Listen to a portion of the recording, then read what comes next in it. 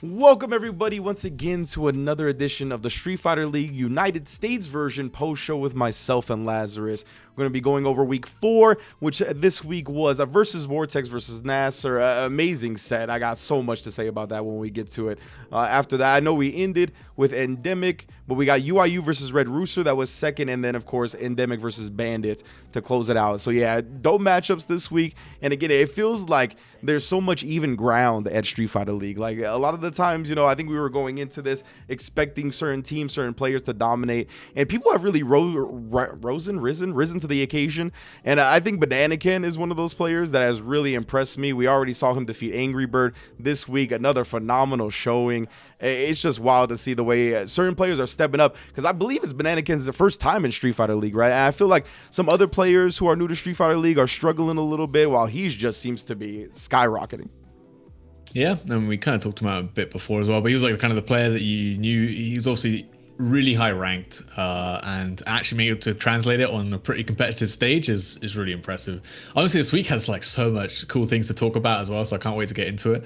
The game's really good as well, but lots to break down. I think lots to break down for sure. Yes, indeed. So let's get to our first game now that you've alluded to it. Oh, actually, hold on. I don't think I have my studio set up for this browser, unfortunately. Give me one moment. Sorry, everybody. I set up everything else, but I forgot to set up this part. All right, here we go. Heavens. Yes, indeed. Bam. All right, so yeah, let's get it started, man. NL versus Nephew was our first set of this week, like we said, versus Vortex versus Nasser. And I was just really impressed with NL in this set, to say the least. I felt like he was showing a lot of respect early to Nephew's great reactions in neutral. Like he wasn't trying to do things that overcommitted. I even have that note right there, where the very first thing he does on his drive rush is suppressor, right, which is kind of like an anti-drive rush check tool. That's definitely a lot of the time what people are looking to do. And when you have respect for somebody, that's kind of how you open it up in my eyes.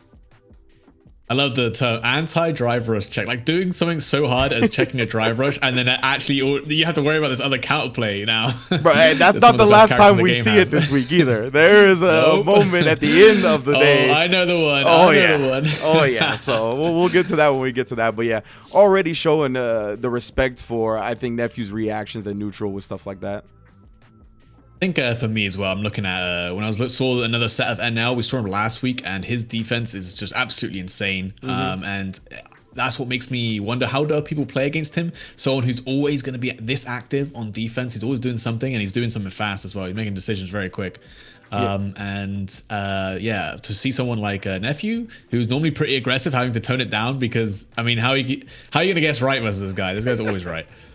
It really feels like that. It anyway. Like the way he manages risk reward is something that I have down, where like early in this set specifically, it feels like he never commits to an option until it's an option that's very likely to work. You know what I mean? It's never like a scramble situation where he was like, I'll throw this out and it might work. Like he really seems to be like, I have the read. Like I know when something is more likely to happen than when it's not.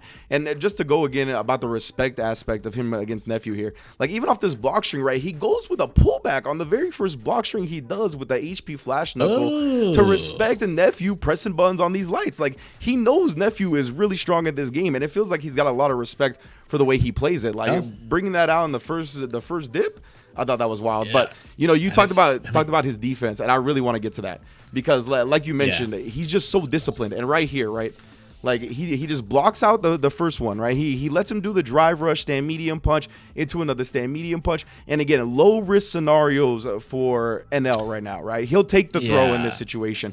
But I think that's smart because of his like drive gauge, right? Where it's true. You're not low enough that you're close to burnout, so you don't have to do something. So you can definitely take the chance at blocking, and you don't want to try and perfect parry. If you get punch counter throw, and you're of course already lost. But hey, now his drive gauge is looking low. He's looking at, okay, I got to get out of this situation, so he's going to do something, and that something is that perfect parry, which just come out. And again, especially on these like plus frame stagger situations against Jury, it's super smart thing to do. Obviously kind of scary, because you can get that punch counter throw, but hey, I mean, this is now he just seems to be right every time, so why not? And to me, he kind of set up the success with this perfect parry coming out by just sitting there and being disciplined and blocking that last sequence that started the same way, right? Where he did drive rush, stand medium punch, another stand medium punch, and he didn't really even take his turn back after that. he just kind of let Nephew feel comfortable in doing that sequence and like showed him that he's not going to pay for it at all. So Nephew, I think, kind of falls for that false sense of security, just goes back to the well, gets perfect parried. And man, I really want everybody to keep a note on those stand medium punch drive rush pressures, because like the way NL long-term plays that situation in this set is bananas. Like we'll get to it throughout it, but just keep that in mind. Yeah, for sure. I think, and the thing is, this is all part of his mind game as well. Onel knows now that he's got that perfect parry. He knows that, you know, Nephew's going to have to throw a bit more. And then he takes advantage of that later on, which we'll get to as well. And then again, just low commitment options right here, right? He burns himself out. So he just continues with the jab pressure, recovers in time to not get DI'd. Like his risk reward management is so good. Yeah, and now you're like mid-screen, you can kind of block. I mean, this was a little bit like ambitious. I assume he was looking for like a DI attempt, probably. Obviously, when you're in burnout, people just randomly throw these DIs. So he's just buffering the level 1 here. And yeah, I assume he thought he might interrupted a DI or something, which is pretty big, because now you're going to get took into the corner. You know, Jury gets to come in again. You're still in burnout. You still have a level 1 though, so it's not exactly over just yet. And there's a nice block on the overhead. Yeah, I have that down. And again, look at these stand medium punches, right? These weren't drive rush, but they're essentially drive rush stand medium punches because you're burnt out, right? And again, here he's just down backing. Like he's just down backing. He's chilling out. He's maybe walking back a little bit, but like just letting him have it. Yeah, that block on the overhead was so clutch, bro. And then, you know, Nephew stays with the drive impact as one's to do when you have the opponent in burnout, but nonetheless. And there you go, trying to wake up with that low forward. And actually, again, Nephew actually kind of adapting. He knows that NL likes to do that. So you can see he blocked it out. And then, you know, unfortunately, though, still gets put into burnout. So it was like, it's one of those where you got to have a game plan if you're going to block that low forward. Because you can also just frame trap it, right? If you just do a delay button, you'll beat it.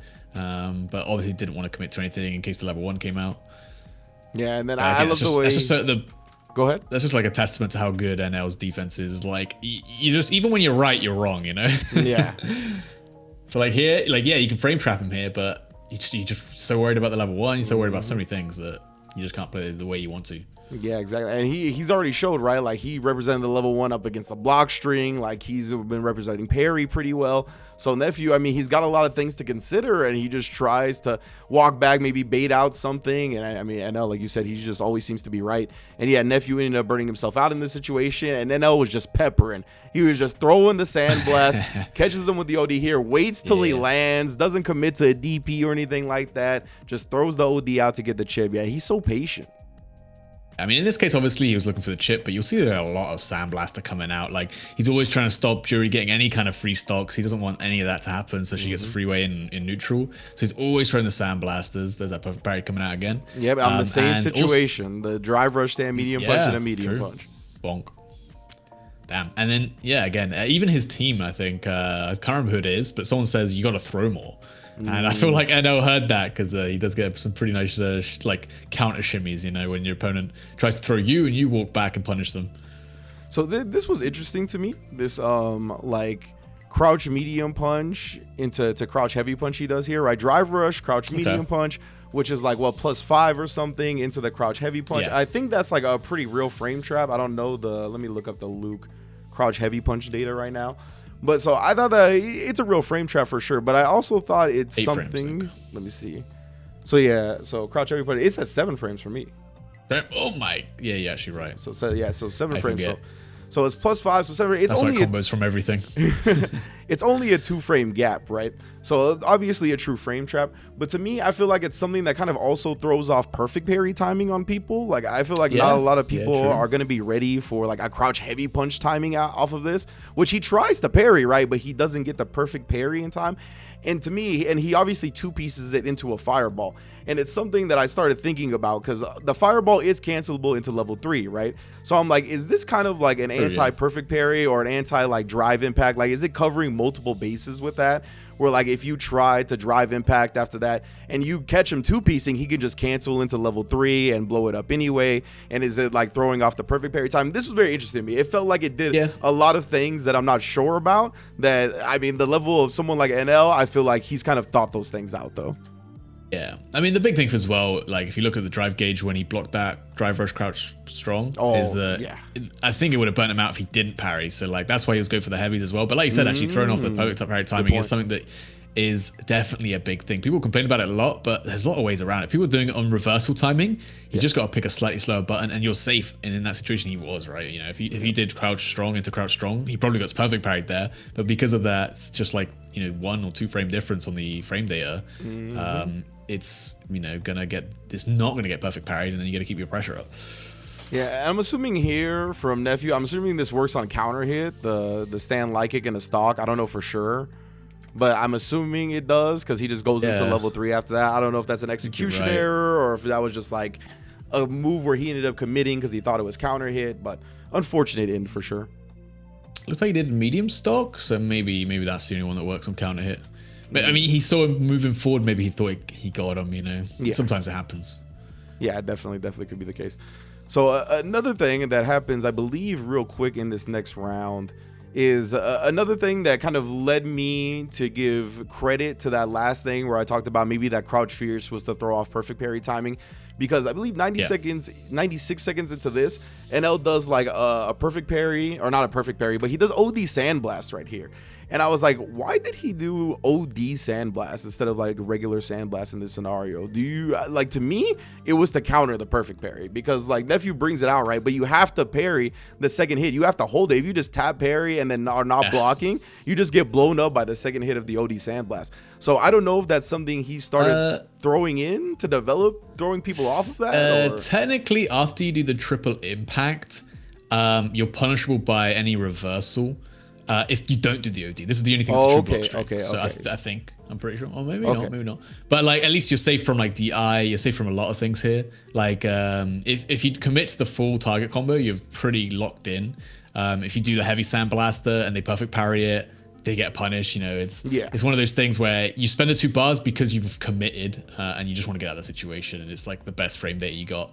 Yeah, it definitely is the best frame data he's got. I think it's like -2, like at worst. So. Yeah.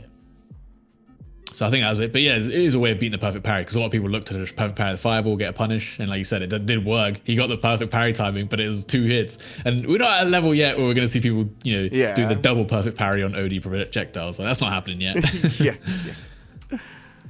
Let me see. And so I think what I recall in this round, Nephew does a pretty good job. Let me see. I have a timestamp for here. Oh, okay. That's when he went to it again. Yeah. I think he does the stand medium punch right here, and then he goes for a throw. Right, so he's starting to switch it up a little bit off of that stand medium punch pressure, because he's noticed NL has been perfect parrying after that, or not really walking out of range, just kind of sitting down. And then again, like just a couple seconds later, he does it right here with the stand drive rush medium punch, and he tries it again, right? And it looked like he might have delayed it a little bit, and that's why the perfect parry didn't come out. True.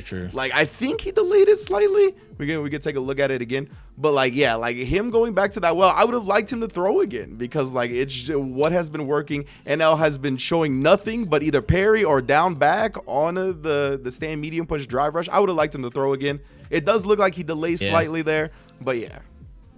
I mean, that should work on most people, right? Like, you know, you got the throw last time, and now you're mixing it up. You're going to go for the throw. You're like, okay, this time he's going to have to tech, and they don't do it. And you're like, God damn it. Like, did they not adapt? But it's like, no, they're just one step ahead. And I think that's kind of what, and I was like, that's what it's like trying to be aggressive with this guy. And again, you know, he running offense in a game where you can take so much damage for getting, you know, whiff punished is, especially against Luke, man. Like, oh my God, I don't know. I assume you watched the CPT France. Yeah, I think we all saw the amount of damage you can get in this game, or Luke can get in this game. Yeah, scary. So it was definitely very, very scary, man. Man, speaking of France and Singapore, though, like, the amount of people that died to neutral jump shimmy was crazy, bro. That's how Valmaster's winners finals and losers finals set ended, with neutral jump shimmy. I was like, oh man. Yeah, it's crazy. I mean, it's just like, it was a kind of a thing in Street Fighter 5. Like, I think it was like basically Ken and Nakali could do it, because they had jump buttons big enough, and you know, you can catch the latex that way. This game, man, I think the throws have slightly more recovery, and the jump buttons are just way bigger, so they're always gonna be able to catch the recovery on the way down. So it's just such a nasty way. You know, I used to call them lazy shimmies. I think that was a pack special. I don't think they're that lazy anymore, man. It's just a jump in punish. Like, it's a bit risky sometimes, you know, if you can die from the anti-air, but if not, then I mean, you're gonna get more damage than you would otherwise. So why not? Indeed. And so to me, what was so cool about like that long-term play of the defense against the stand medium punch was how he ended the set. Because we looked at all those stand medium punches and he was just down backing or he was parrying, right? Those were like the two things he was doing constantly. So as we went back, like just a little bit beforehand, we saw Nephew did the stand medium punch into throw and it worked, and then he did stand medium punch again and it got parried, right? So like if you're Nephew at this point, you're like, all right, bro, I tried to switch it up after the stand medium punch. You're still not doing anything different, so I'm just gonna throw you again. And this is the one moment and they'll choose us to walk back. And he's like, I'm walking back out of your throw range. I know I've set you up for this moment the whole set. And he cashes out to end it. I just thought that was such brilliant long-term like conditioning. Yeah, that's just what it's like playing against NL specifically. But I feel like a lot of great players are like that. You know? I think Menardi's one of the best ones at doing that. They just rotate through their options so unpredictably. You just never get a chance to catch the rhythm. And it's just the hardest to play against, I think. But I think there was like, sorry, if you want to finish the point. No, go ahead. Go off. I was just gonna say, I think the only other thing I had to say for that specific matchup is I noticed NL was not back rising every time. So like, there's a lot of situations where it'd be mid-screen and he'd just like do the normal get up. Obviously in this game, there's no difference in frame data if you do the back or standing get up.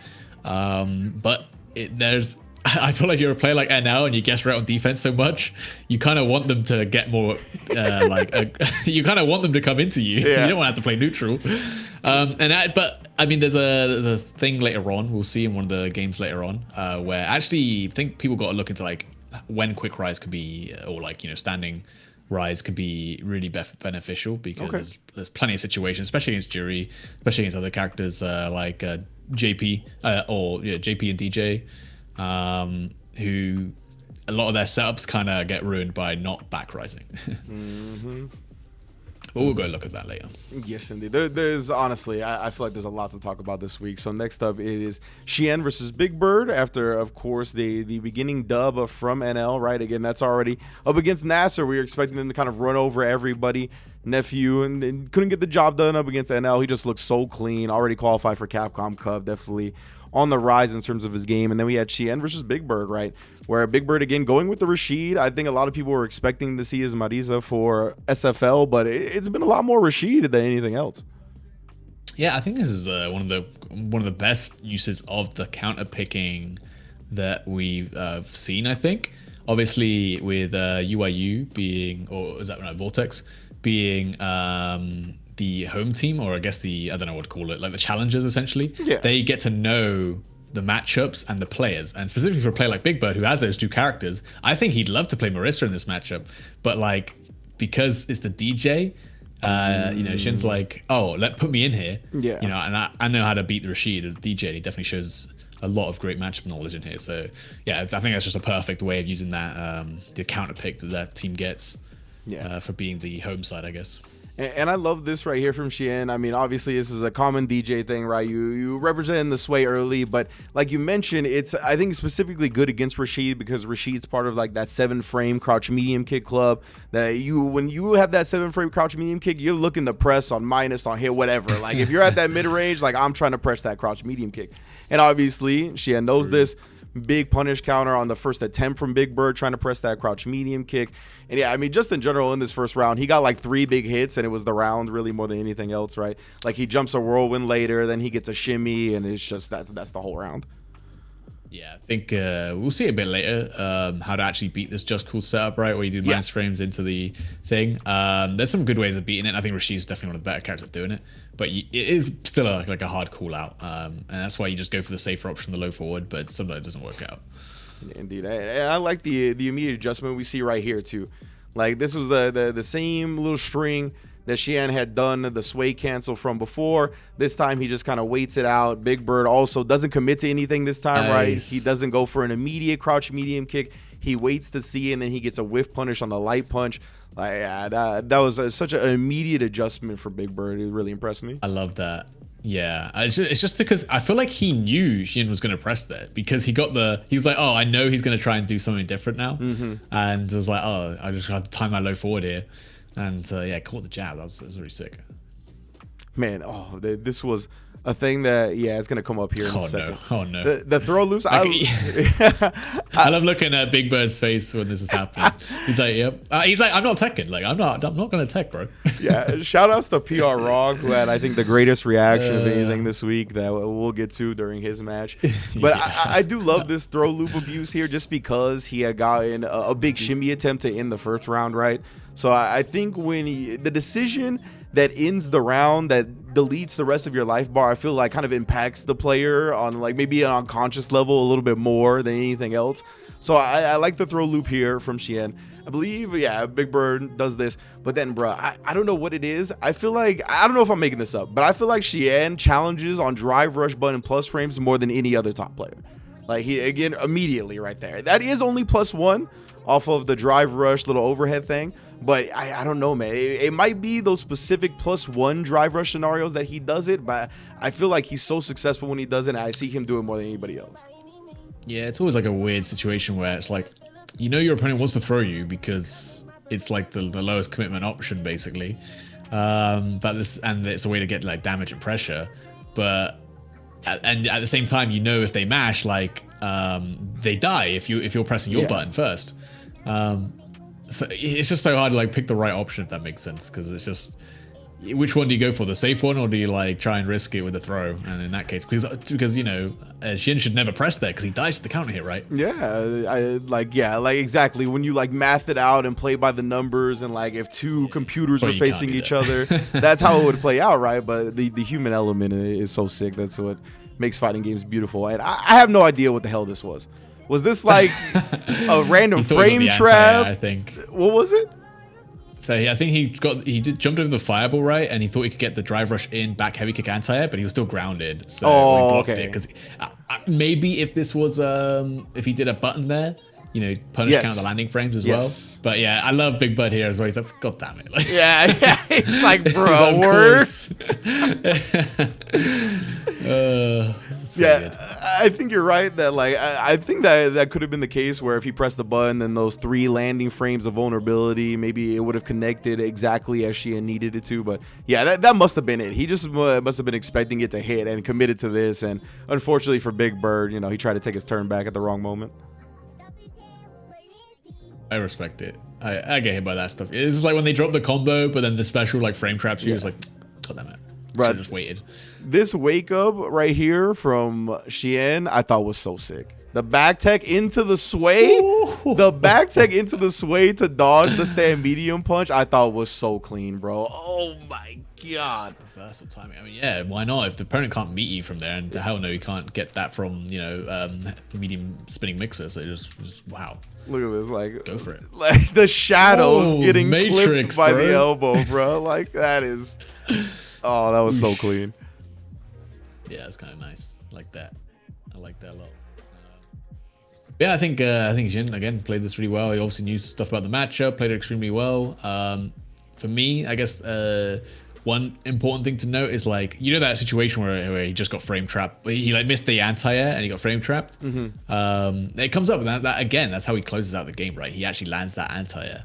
And manages the kill from way out, which is crazy, by the way. But again, there's that situation as well. You see it if you go back a few seconds. So like 10 seconds or something. So here he does the heavy air slasher. Oh wait, no, it would be here, yeah. And he jumps, and he gets punished by the OD thing. The next time, the way he finishes it, he doesn't do the heavy, he does the medium air slasher, and that gives him enough time to go out, and we'll see it when the game, you know, finishes off. But I think that was the difference maker, and that was a really nice adaptation from Xian, because knowing that he'd already lost in that situation, so like right here, he instead of when he gets sent to full screen by this level 1 super, instead of doing the heavy air slash, he does the medium one, which obviously recovers way faster. Gets the anti-air. I mean, Big Bird for sure just should have blocked, right? Like, he's not gonna get chipped out. He's literally just about to recover. But yeah, I mean, it's one of those things where in the moment you just make that decision. You hold up forward. You've got away with it a couple times now, and this time he just does the different strength of air slash, and you know, you get punished. Yeah, 100%. That's how it goes, and that's such a good job from Xian, just staying one step ahead of the game, knowing what Big Bird has caught on to. There was another moment. Such a bait. Yeah, exactly. Like he was like, again, this is what we're talking about, where players set you up long term. That's what a lot of times these top players do. They don't just like do a context for a moment in the match, or they don't just do something and that's it for the entire set, right? Like, it's just living in that one moment. They know how it affects you going forward and how they're gonna kind of manipulate you off of that situation and the way it plays out. But I really like this escape from Big Bird here. Like, from the corner, you know what I mean? This is down as well. Yeah, just using the mobility from Rashid. And then there was one more moment right here where Sheehan was ready for, I believe it was a reset attempt from Big Bird. He goes for the reset low off that, and Sheehan was just pressing buttons on it, not letting him doing it. Really good, just awareness of the Rashid. Yeah, like I said, he obviously picked, he was like, yeah, I'll go up against Big Bird's Rashid. I know exactly how to beat this guy, and yeah, showed it for sure. And then again, this was a team that was meant to be unbeatable, right? Like, oh my God, who's going to beat these guys? Angry Bird, Big Bird, got Evo Champ, and then you got Punk in the back, and obviously Nephew in there as well. But hey, you know what? They are a human. They can bleed. Mm-hmm. And I mean, it honestly looked like, the way this set started too, I thought they were going to sweep. I was like, yo, versus Vortex is going to run away with this. Once again, there's just so much intel on Angry Bird in this matchup. DCQ's got it. But nah, I mean, Angry Bird is just so clutch. And this set was crazy to me because it felt like Angry Bird had so many high-level ideas against the JP, and like the way he was confident in what JP was going to do next. It felt like he knew what the JP was planning before the JPs did. And even when they didn't work out, it just feels like he has such a game plan in mind when playing against this character. Yeah, I mean, he's the JP Slayer as well. There's so many good things, and I mean the biggest highlight for me was that DCQ OD amnesia'd a single time. It was on the last exchange of the game, but the entire set, Angry Bird had to play like he'd just OD amnesia'd every single time because it's just that much of a threat. Like, you can't not respect OD amnesia, and that's the power that DCQ gets. He doesn't ever have to do it, but it's in your mind, and then he can play with that, and he plays with it amazingly, and it makes it look impossible for Angry Bird to like challenge. It's so interesting because I think after, I don't know if it was the first Angry Bird loss or the second Angry Bird loss, but Big Bird goes, just throw him, bro. Like, he hasn't done OD amnesia one time. Like, throw him, right? But yeah, like we talked about it, it's so scary being the one in that situation to make that decision because you could lose so much for just trying to throw him. Exactly. And that's why you got to play with that in mind. And that's the advantage of playing this character and having such a strong reversal option is that, hey, you know your opponent's going to respect it. And so he does stuff like he literally just does wake up heavy kick and stuff like that. Yeah. Which is insane, but it works because, of course, Angry Bird's just trying to not lose their game from one reversal.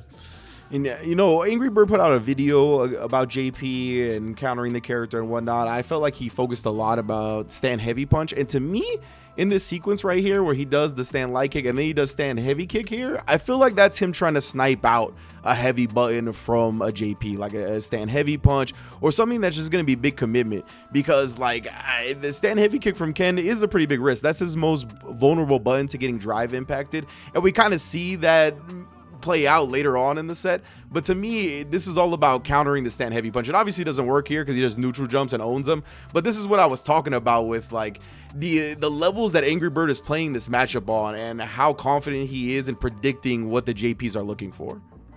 Yeah, but like these heroes just that one step ahead though. Obviously that jump back was immediately well timed because he knew that delayed heavy kick or some delayed heavy button was coming behind it.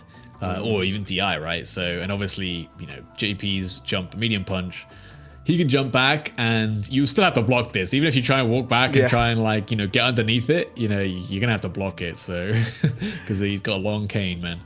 And I love the way DCQ closed this round because he does meaty projectile. So if you wake up with level 1, you get smoked, and then he just does guaranteed chip. Like, yeah, he could have done level 2. He could have woken up with that because that is projectile invul. But yeah, it is, but only for the first frame. So it's terrible. Okay. So like, there's a lot of things like this. So like Guile's heavy sonic hurricane, the one that goes upwards, it has one frame of invuln on the first bit. But obviously, it's not invuln until like before it becomes active, if that makes sense. Yes. So you just get hit out of it anyway. And that's the same thing with Ken's level 2. There's a lot of level 2s like that just have invuln for a single frame, which makes it entirely useless. yeah, exactly. So I really love the meeting with the projectile right there to counter any wake up from Angry Bird. And there's that wake up heavy kick. Yeah, wake up heavy kick. It's just crazy. He's just like, oh, get off my face. Like, and this is again another sequence where he tries the same thing, right? Where he does like the stand fierce, the jab, the light kick, and then the stand heavy kick. This time it's blocked out, but it really feels like he's looking for something like that in these corner sequences against JP. Oh yeah, yeah. I think. I mean, it's something he does against a lot of characters as well. Like if you watch Angry Bird play, he does love that. Yeah. And it is very hard to beat, to be fair. I love this too, right so here. Good. The whiff punish into DI on the with the crouch medium kick. I think that's so smart, bro. I mean, hey, yeah, it's only one bar and you get this combo, man. It's pretty sick. He closes it out with level 3, obviously, but wants to save it.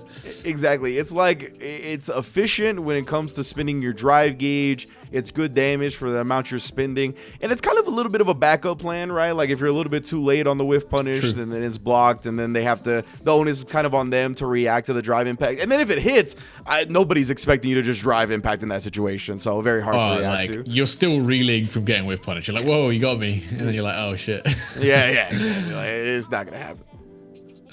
But yeah, of course, like Angry Bird, like the only way he loses is by trying to throw amnesia here. So he just doesn't have to, but obviously DCQ also knows that. Luckily, Angry Bird does challenge at the right moment.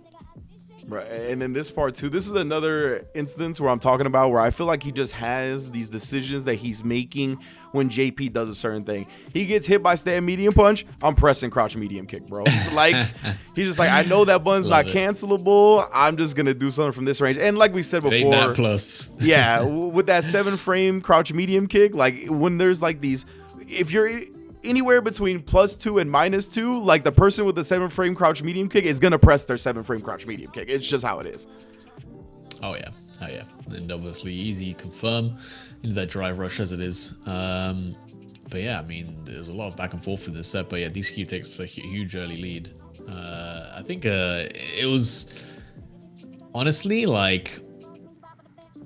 A lot of these, we'll see in a minute as well. DCQ getting a lot of these like down forward heavy punches, which is a really annoying button to like try and beat, and it catches your like walk, like the range where you normally think you're safe to walk back at. You know, it's such a nasty button. But we see Angry Bird actually adapt to it later on as well. He starts like doing little micro low blocks, and then obviously it's super punishable. That's another big thing. You know, it's one thing to be ready to like block it, and then to have your punish ready is so smart.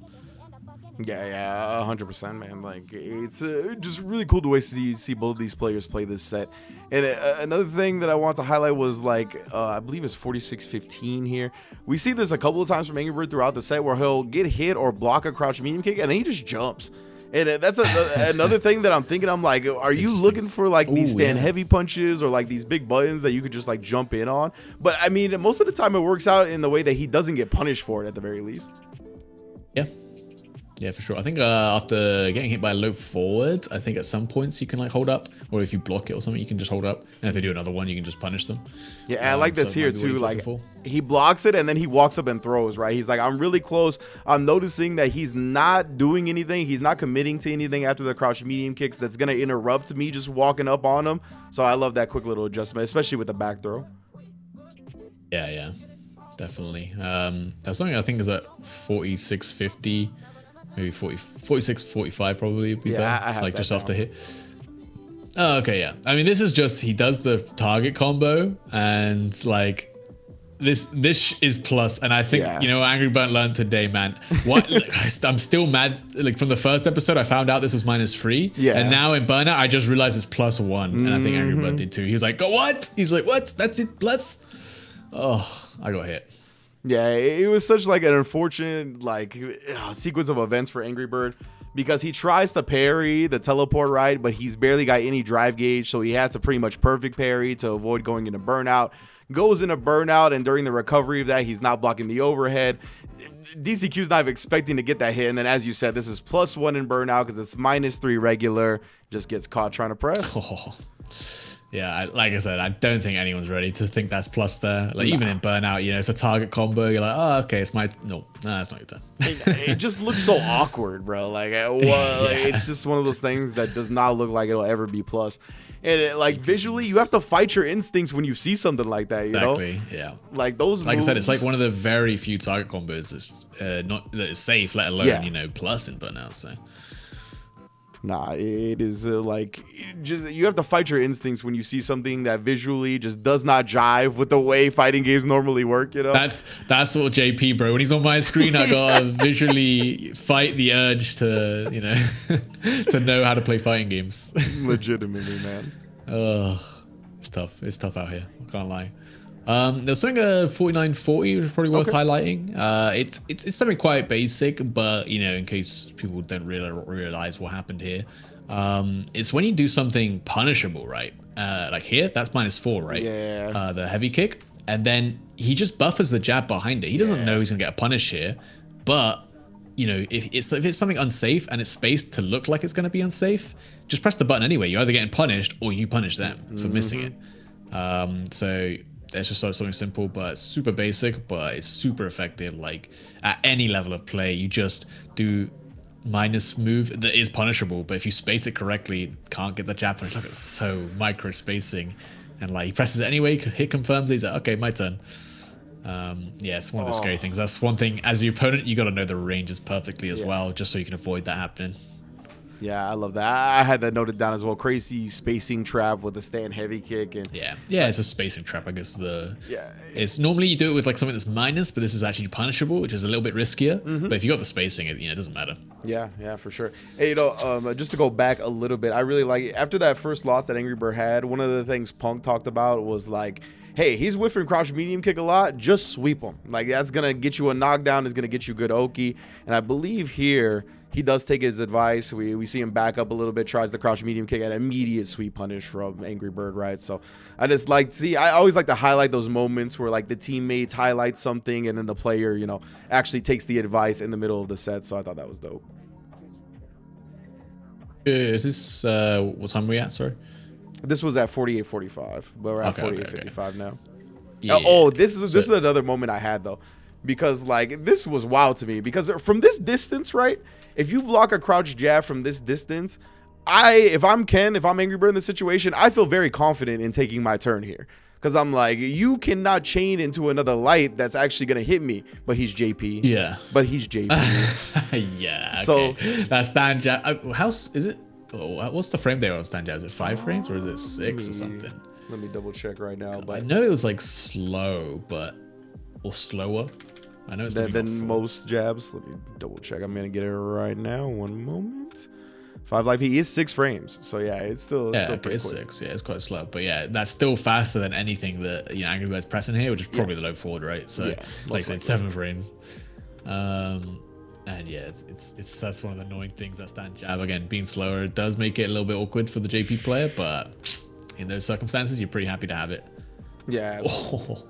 But yeah, that was of course sick though from Angry Bird, the way he closed it out, right? Yeah, utilizing the stand heavy punch and then knowing he's gonna get the juggle point, like the timing of this, right? Because the heavy punch doesn't hit that like far after the fireball, right? So he needs this to hit still to get the juggle point off of the drive rush normal. Like he can't hit this before the fireball. So that was beautiful timing because it happened like bang bang. Yeah. It's just nuts. I mean, this Angry Bird guy, he's just too optimal. He's always ready for stuff like that, though. I'm no longer surprised, But if we jump to like 4940 again, where we saw the thing. One second. I just want to check this out because this is something else I had on the notes. I thought this was a very interesting light sequence from Angry Bird because it feels like he kind of micro walks here a little bit. And he's actually in range to do like a 4th light. When we talk about all the time, like after the 3 lights, most of the time you're just outside the range to get another light for the opponent to deal with. Yeah. But right here, it feels like maybe in combination with the drive rush, he's like all the way in his shit. But like that looked like a little micro walk to me between the 2nd and 3rd jab. It did a little bit. Yeah. I think you're right, actually. Something obviously kind of, for sure. He is holding forward there in between. It's just, again, you're only walking for like 1 or 2 frames, but it does matter. It doesn't actually make that difference. Yeah, and like we said, because I think in so many circumstances, we're just used to taking our turn off of the 3rd light. That's what DCQ tries to do. He ends up getting counter hit, which allows him to go into just a little bit of a fireball, right? But either way, it could net even more results if you're looking for that harder later on. But you want to go to... It was actually this moment. I just realized if you go back. So he does low forward into enhanced DP run here. Yeah. Do you think there's combos normally?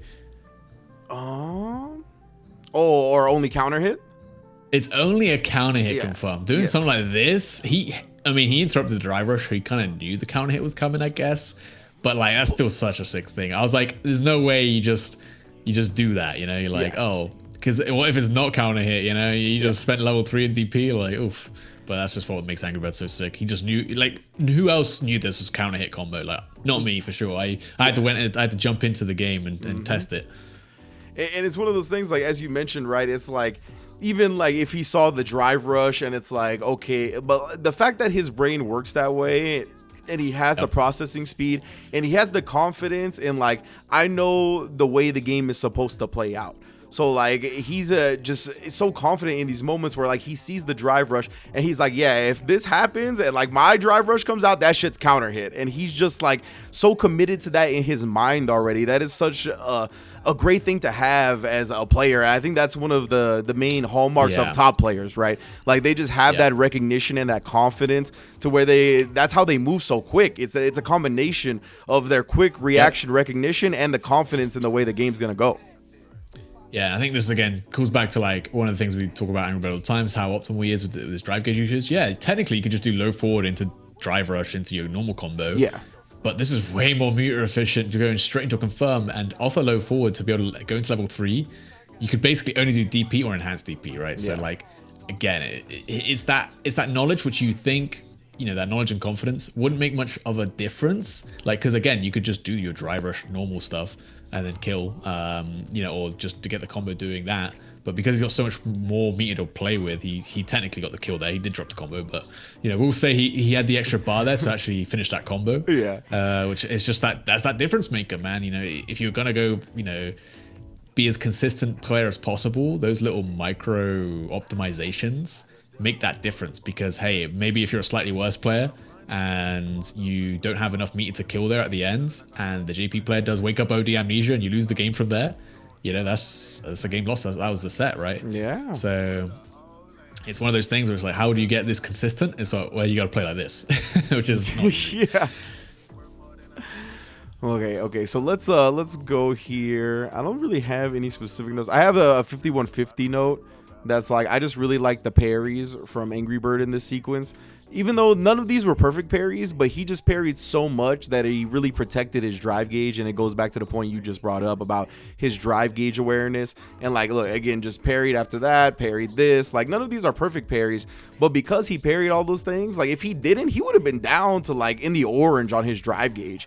But because he took the time to parry all these jumps, this sequence, like he stayed in the green. He stayed above 4 bars. Like, I just thought that was such good long-term planning. Yeah. No, I think it's one, again, things you got to do against JP for sure. I guess there's a couple things to know. Basically, if you watch Angry Bird throughout this entire set, every time he gets knocked back to full screen by like the quarter circle forward move, I can't remember what it's called now.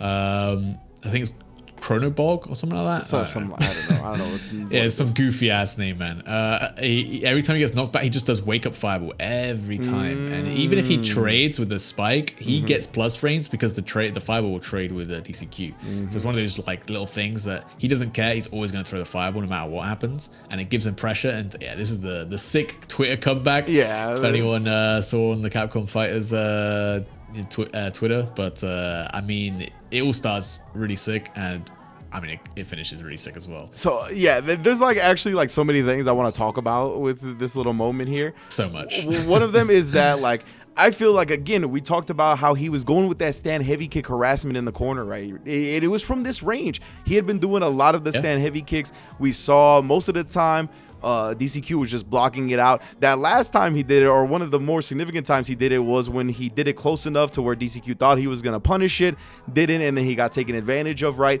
And I feel like after that, you really are sick of this freaking stand heavy kick now, right? Like, you don't want to see this anymore. Absolutely. And I said it is his most susceptible normal to drive impact. So what does DCQ do? He's like, I'm in that range again. I'm going to drive impact this stupid ass stand heavy kick.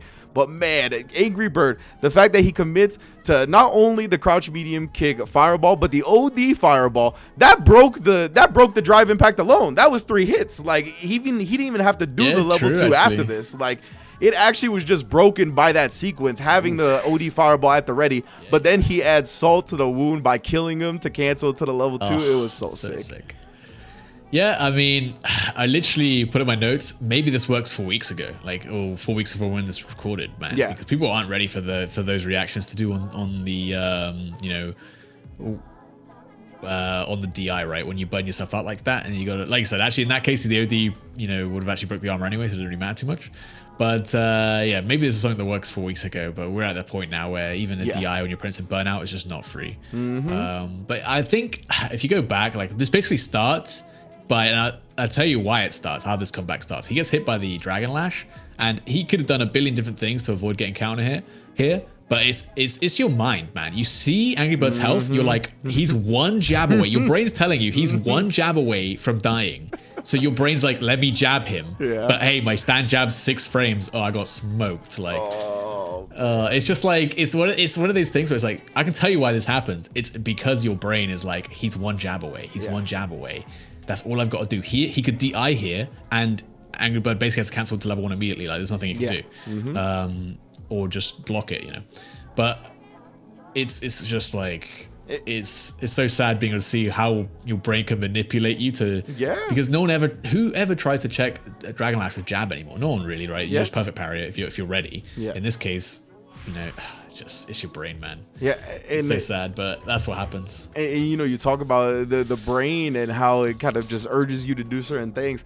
And remember, the very first Dragon Lash that DCQ tried to counter, he got Dragon Lashed back, or he drive impacted and he got drive impacted back. Yeah. So I feel like that's another thing that kind of just like sits in the back of your mind that like doesn't want you to drive impact anymore, even though, as you said, he can't drive impact back in this instance or he'll die.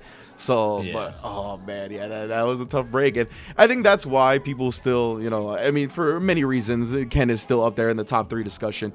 But like Dragon Lash will always be strong, right? Like even as we get used to reacting to it, and more often than not, it won't work out. Those little times that it does, it gives him such a big reward and it's something that you always have to dedicate brain space to. It's messed up. Yeah, I feel like it's gotten worse now. People have gotten better at perfect parrying, but still, like, it's always going to catch someone out, and it's just your 3+ frames in a lot of cases. And in this case, especially when you're making a comeback like that, sometimes it can also just give you the counter hit you need to be able to win, an unwinnable round. I also loved that this is the only time they cut to the commentators, and it was when they like jumped out their seats. Like, we gotta walk away after that one. I love Vicious and Tasty Steve, man. They did a good job. Funny as hell. Vicious was like, that was the most third strike thing I've ever seen, and that it was so accurate, right? Like, that is a classic Ken third strike combo, low forward fireball into the level 2. In that game, it was what the Super R3. But yeah, man, so sick.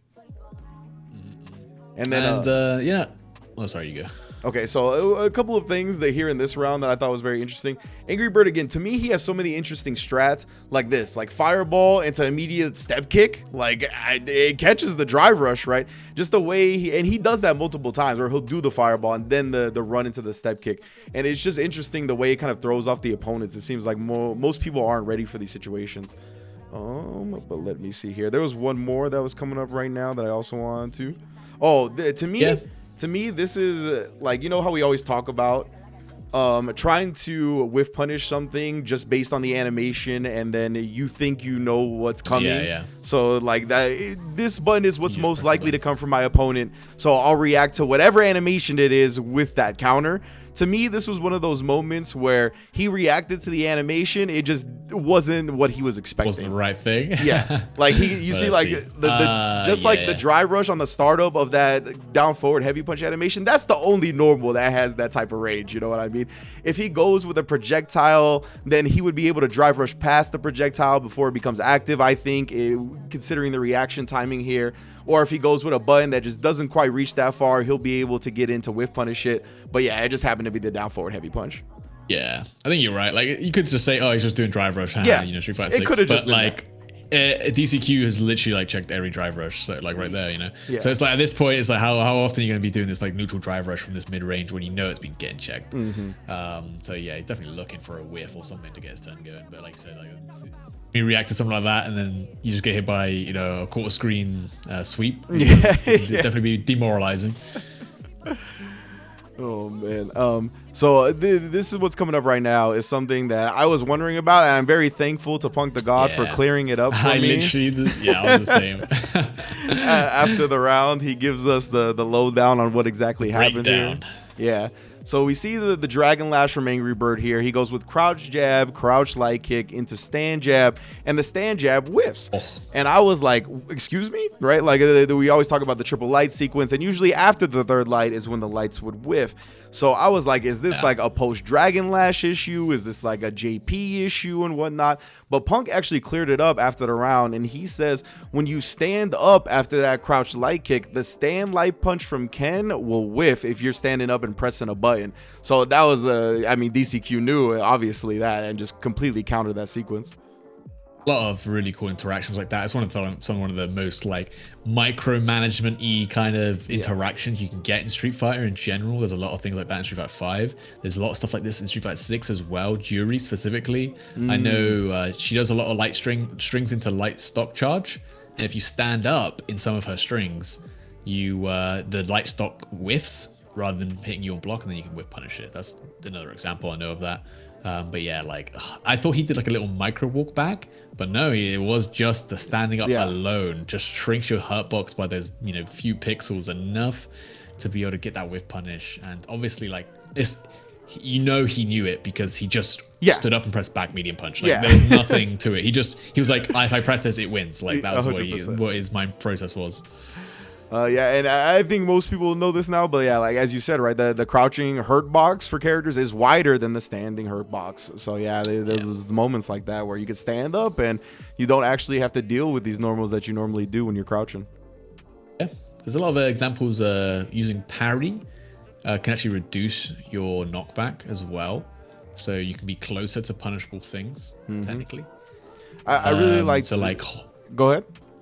No, so like for example, like Honda hands. I know there's like I think one of the versions of Honda hands is quite hard to punish, but if you parry it, he's close enough that you can always get a stand light kick or something. Yeah, that's always something to keep in mind when it comes to parry, right? Is that like if you're not gonna perfect parry it, the main benefit of it is that it reduces the pushback of certain things. So like even if you're not gonna perfect parry something, like even parrying it alone will net you a better reward more often than not. So I really like this defense right here from DCQ as well, because he waits for the second light to walk back. Ah, yes. Right? I also had this. Yeah, like because a lot of the time when people get hit on these light sequences trying to walk back or trying to jump out, the light sequence is crouch jab into crouch light kick, right? And the crouch light kick is the one that hits you low. So he waits till the second one because he's like, all right, well, he's not gonna do crouch light kick as the third light. Like that's just not what people do. So he sees the second light and then he just walks back, makes him whiff, and yeah, it was great defense. Yep, this is the problem with having only like negative light normals, right? And like, or basically only negative normals. Is this situation right here? Basically, I mean, walking back after you've seen 2 jabs is just too good. And you gotta walk back and press a button. Like you gotta beat the low forward as well. So you gotta like press a button at a timing that would beat the low forwards. And that's exactly what that timing was, right? Like the only way you could really beat that is by frame trapping with a third jab, but then what? You're getting a counter hit jab from that range. Like you're not getting anything. So there's no real risk to doing that walk back into button. The only thing that the next level for Angry Bird there is obviously to do a walk back of his own after the 2 jabs and maybe look for a whiff punish. But it's just such like a mind game that it's something to look at for for everyone's gameplay. Like if you see these 2 lights come in, you can just start walking back. Like you don't have to be worried about the low confirms. Like the low, even though this is probably the game with the best low confirms we've ever seen, you don't have to worry about it because there's no plus frames. Exactly. Yeah, precisely. And then, like the way DCQ kind of implemented that into his risk reward defense, I just thought was definitely something worthy of being highlighted. But yeah, man, both of these players like slugging it out, going down to the last round. I love the fact that Angry Bird waited to really get the throw loops going to the very last round. He's like, fine, you don't want to OD amnesia, we'll just finally throw, bro. Again, we didn't see a single OD amnesia this entire set. He's literally playing JP all wrong, fellas. Playing JP all wrong. He's like, man, he's not going to throw me again, right? There's no way he throws me again. Like, but yeah, it's just, and there it is. Like, I don't think he did it a single time, actually. Unless it's like right at the end here. I can't remember. It is. There's like one right at okay. I did remember there was one. But like, there's enough JPs in SFL US. I can right there, oh yeah, but oh, the 2 level. Look how much damage this does, man. Yeah, it was 2 bars, half health. Yeesh. Yeah, man, and like this, I thought like I was like, wow, DCQ is actually gonna rob this from Angry Bird dropping the combo, and yeah, he definitely should have. He does OD spike right here, and I don't know what to call it. I don't know if it's to call it greed or what, but he does it again to try to catch. Not sure about this. Yeah, like I don't know if it, like he knows that the chip isn't gonna kill. Like it's gonna put him lower, but the burnout is almost done, right? So it's not like you're gonna be able to get in another chip sequence after this OD spike. And like, I mean, it's a really quick succession of moves, so maybe you catch Angry Bird and it hits and you win. But like for his risk reward being so well managed up until this point, I thought this was like a surprising mistake. It's one of those where it's game 5, last round, tensions are high, you just do it. Like, you know, you're not thinking at this point, like maybe your autopilot creeps in a little bit. I assume he's just trying to catch Angry Bird moving for like a frame. Yeah. You know, holding forward maybe for a second. But Angry Bird's like, hey, I'm going to recover and then I can play my game. And that's all he waits for. And yeah, if he doesn't burn himself out here, he doesn't have to worry about chip. And then now you're full screen. You know, he's got to close that distance against JP. And, you know, this is favored for DCQ. But Angry Bird, man, you know, Evo champ, he's going to clutch this out. It didn't take much. He just needed him to block something, and then he could go into the chip. Yeah, so CamEXE says in the chat, maybe he thought he would chip with level 1 after. Maybe if he gets the level 1, like, it's just the burnout is too close, right, to being back to drive gauge. So I think even if he does level 1 immediately, like after this chipsy, like, because he can cancel OD spike into level 1, or is that only level 3? I assume that's only level 3. Level 2 and level 3, yeah. Okay, level 2 and level 3. So he would have to fully recover from this, and I just think the level 1 would have been a bit too slow to actually come out in time before the drive gauge gets recovered. But yeah, that ended up happening, and then as you said, like Angry Bird just needed him to block one thing. And so the one thing I do have to think about, though, the one thing I thought about even in this sequence here, right, was I'm like, okay, can DCQ level 1 between this drive rush, cancel crouch medium kick, or it goes drive rush, crouch medium kick into run DP, right? It looks like he can, but yeah, but the DP is projectile invul. Oh yeah, but then it would just whiff. I don't know who recovers first. yeah. So like, that I'm would like, be a funny situation. I want to test this because I'm like, how does this actually play out if he tries to level 1 after the crouch medium kick here? Like, I'm really interested in knowing how that ends up playing out. Yeah, that'd be interesting. Maybe I gotta test that out later or something. Yeah, I want to test that one out. I mean, you're not ready to level 1 then, especially you just block Definitely any not. projectile. Definitely not. You expect he's just gonna spam projectiles to chip you out, Yeah. but obviously Angry Bird's got a better right there. He's like, let me just level 3 this guy. Yeah. And it's one of those things where like as you said, like nobody is ready for that, right? And I'm not like faulting DCQ for not trying that or anything like that, but like part of going over these things is like I want to think of every possibility, you know what I mean? Even if we're not ready for it, even if, you know, like we're not there yet in the meta, I want to highlight what the possibilities are and perhaps how they would play out. Man, you see this guy, Punk has 50 points compared to Oil King's 5 points, bro. But they both got 100% win rate, all right? Yeah. Oh, I love that. Oil King's been chilling, bro. He's like, send me up for the best of ones. Hey, but you know what? Punk came into this he was way more ready for the first to one. His first action of this game is just freaking DI. I was like, oh yeah, he playing. But also, like, this is just smart. Like, again, this is like one of the benefits of Punk, and what makes Punk so good is like he's just so creative. He uses all the tools available to him, apart from Hooligan for whatever reason. But like, why wouldn't you DI the projectile from Rashid if you're close enough? Like, people try and jump because it's really reactable. But if he just does the low angled shot, it's going to catch you jumping, and then he gets full conversion. Why don't you just DI, which is, you know, faster than a jump, you know, technically. And then I feel like Punk's kind of solved that solution already, and obviously Cammy's already got other amazing projectile tools, but he's like, yeah, let me just DI, why not? It really set the tone for how this best of one went with him just DIing the very first whirlwind. That's a note I have down. I only really have one more note because, like, to me, this was just kind of Punk playing Punk's game, right? Like, he does a great job. You whiff something, I'm gonna whiff punish, and then I'm just right every time on offense after that. And that's kind of how this felt. So to me, one of the things I wanted to highlight was this quarter sequence here where he does the stand light kick, whiff cancel, drive rush, and he doesn't get it right. Like, he jumps, he's just like, damn it, and then he just does it again.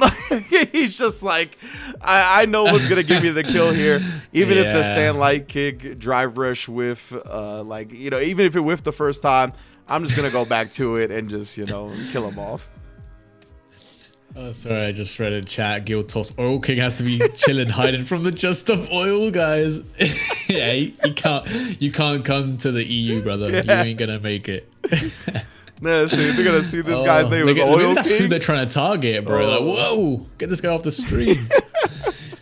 Playing Rashid, no, but I love it. But yeah, I mean, that's the only note I had really. It was that the DI was a cool idea. The first one's probably the least to talk about. It's not really much to say. Yeah, usually there's not too much, especially because like players will also just like swing for the fences sometimes in the first one, and they're just like going ham, which I love to see. Which I still think that's why Zhen is the king of the first one, as we'll see later on. I believe in this next set coming up right now. But man, you know, we talked about how Nasser is so strong, and in general, like we expected them to dominate. But you know, the other part of being so strong is this, right? Where like they'll have 2 L's up in the first sets, and then they send Angry Bird up there for the 3 out of 5. They tie it up, and then they got Punk in the back for the first 1. Yeah, and it's not fair, is it? Yeah, it's like, okay, yeah, you guys got the first 2 set victories, but like we got the Evo champ playing Anchor, and then one of the best players, if not the best Street Fighter 5 player of all time, in a best of 1 sequence. So because of stuff like that, they just always end up coming up with the W. So again, well-constructed team to say the least. Next up is UIU versus Red Rooster, who Red Rooster has been doing great. I think definitely has coming out exceeding expectations throughout Street Fighter League so far. And they put up another great fight here up against UIU. Yeah, I think bit of a unfortunate matchup for PR Balrog, and again, another great use of the counter pick. I feel like Gao just kind of beats up Jury really easily. I don't know. I think it's definitely the hardest matchup. You know, can't get free stocks in neutral. Can't really drive rush because, you know, flash kick is too good. Can't really jump because, you know, flash kick is still good. It's just so hard to play. Like, you gotta kind of just guess, right? You could guess better. And man, does Knuckle do some amazing guess. PR Rogue tried to shimmy Knuckle like 20 times, and he never teched. Nah. I'm like, you can't make this guy tech. Just throw him, damn it. Just throw his ass. It's wild, man, how disciplined Du is. And you talked about the pushback on certain things and kind of nullifying that with parry. That's why I actually really like this parry. He didn't get the perfect parry that I'm sure he was looking for in Wake Up, but because he parries this normal into the stock, Jury is mad close after this block string, which allows him to walk up throw and catch him off guard. I believe, it's not punishable. I think it's like -3, I believe, the stock charge, the light one. So yeah, it's one of those where you're minus enough that you don't want to take your turn back. But I do like this actually from PR Balrog. If you watch Knuckle do ever, he'll always like drive reversal in those situations. So PR Balrog just kind of knew that and was a little bit patient when he got out of that corner, knowing that, you know, Knuckle was looking to force him back into it. Yeah, and Du, I actually talked to Du during Gamers 8, and he was like, the weakest part of my game to me is my anti-airs. He's like, I don't think I'm very good at anti-airing. Yeah. So that makes sense, right? He's definitely worked on it. yeah. And when he said that, I was like, really, bro? Like, because I feel like his anti-air game is solid, but to him, that's the weakest part of his game. So it makes sense that a lot of the time the drive reversals come out after these jump-ins. I feel like, that's true. I feel like if you play Guile and you miss a single anti-air in the set, you're pissed off, bro. You're like, damn, I suck. Like, it should be easy for me. But hey, you got to pick the right anti-air. Flash kick's good, obviously. You don't always have charge. Crouch Fierce, you got to move into the range it works. And the stand medium kick, it covers a lot of options, but not if they're too close. So it's one of those where it's quite hard to pick what option's best. Because sometimes you're like, oh, will I get charge in time? Will I not? And yeah, sometimes you just do. But it was funny too because he was like, there is one time when my anti-airs are good though, and that's when I'm playing not sober. he was like, everything else is trash, but my anti-airs are sick when I'm not sober. I was like, oh my god, that's man, I love Knuckle Du, bro. He's a sick guy. But yeah, I feel like PR Balrog, again, he couldn't play the way he wants to play. He kind of wants to play like footsie style Jury. Yeah. And you just can't get around booms like that, bro. Look at this, just trying to get in the forward fears. Also, that moment right there, I was like, do you think this was a missed DP or is this like a genius anti-air? If you go back a couple seconds, the instant jump medium punch. It pulls our hurt box up really high, very fast, and it avoids the jump in button. So I'm like, is this intelligent or is it just a misinput? There's a couple of times in this week of SFL where I feel like that happens, and to me this one is I don't know, I think it's just genius. Like, it's hard to tell. I think it's genius. It's hard to tell. I think it's for sure. intentional because Me too. even if you're doing a DP input, like you shouldn't really get a straight up input. You know? Yeah, It's exactly. Yeah. So Yeah, I like this, and then right after this, like PR Barnes, like I finally get to take my turn, and he does drive rush cancel into the overhead. Right, that's a pretty long option. Like that could be easily interrupted. Yeah. But we talked about Du and his willingness to down back and wait it out and not bite on these throw baits or anything like that. But I saw this, and I was like, next drive rush cancel was getting flash kicked 100%. Oh yeah. Right? But it was funny because it wasn't even a drive rush cancel. It was like the next raw drive rush that Rog did. It just got flash kicked, which I think is here in a moment. Yeah, there it is. Yeah. This is the beauty of playing Guile. This is what makes it hard to play any other character after playing this character. Is like you really don't have to care about drive right. You see them go green, you flash kick every time, as long as you got the charge right. And then there he could have got it, but obviously the jab comes out to make it a shoestring. Exactly, right? Like, and I love Rog respecting the fact that he was like, okay, flash kick is on the table. He's not gonna let me do some long drive rush sequence again, so he keeps it a true block string. Yeah, I really love that adjustment back. Yep. And then I like the walk back as well, right? You're thinking, well, if he can't flash kick the driver rush itself, he's probably going to look to flash kick the mix-up, right? Yeah. But again, NuckleDu's just so patient, bro. Like the amount of times he just, like I said, tries to get shimmied and he's just like waiting to take the throw. And then when the one time you try and throw him, he freaking techs. And it's just like, what am I meant to do? Yeah. Can't get in on this guy. And then, oh man, and then PR Balrog. Keep your eye on PR Balrog here.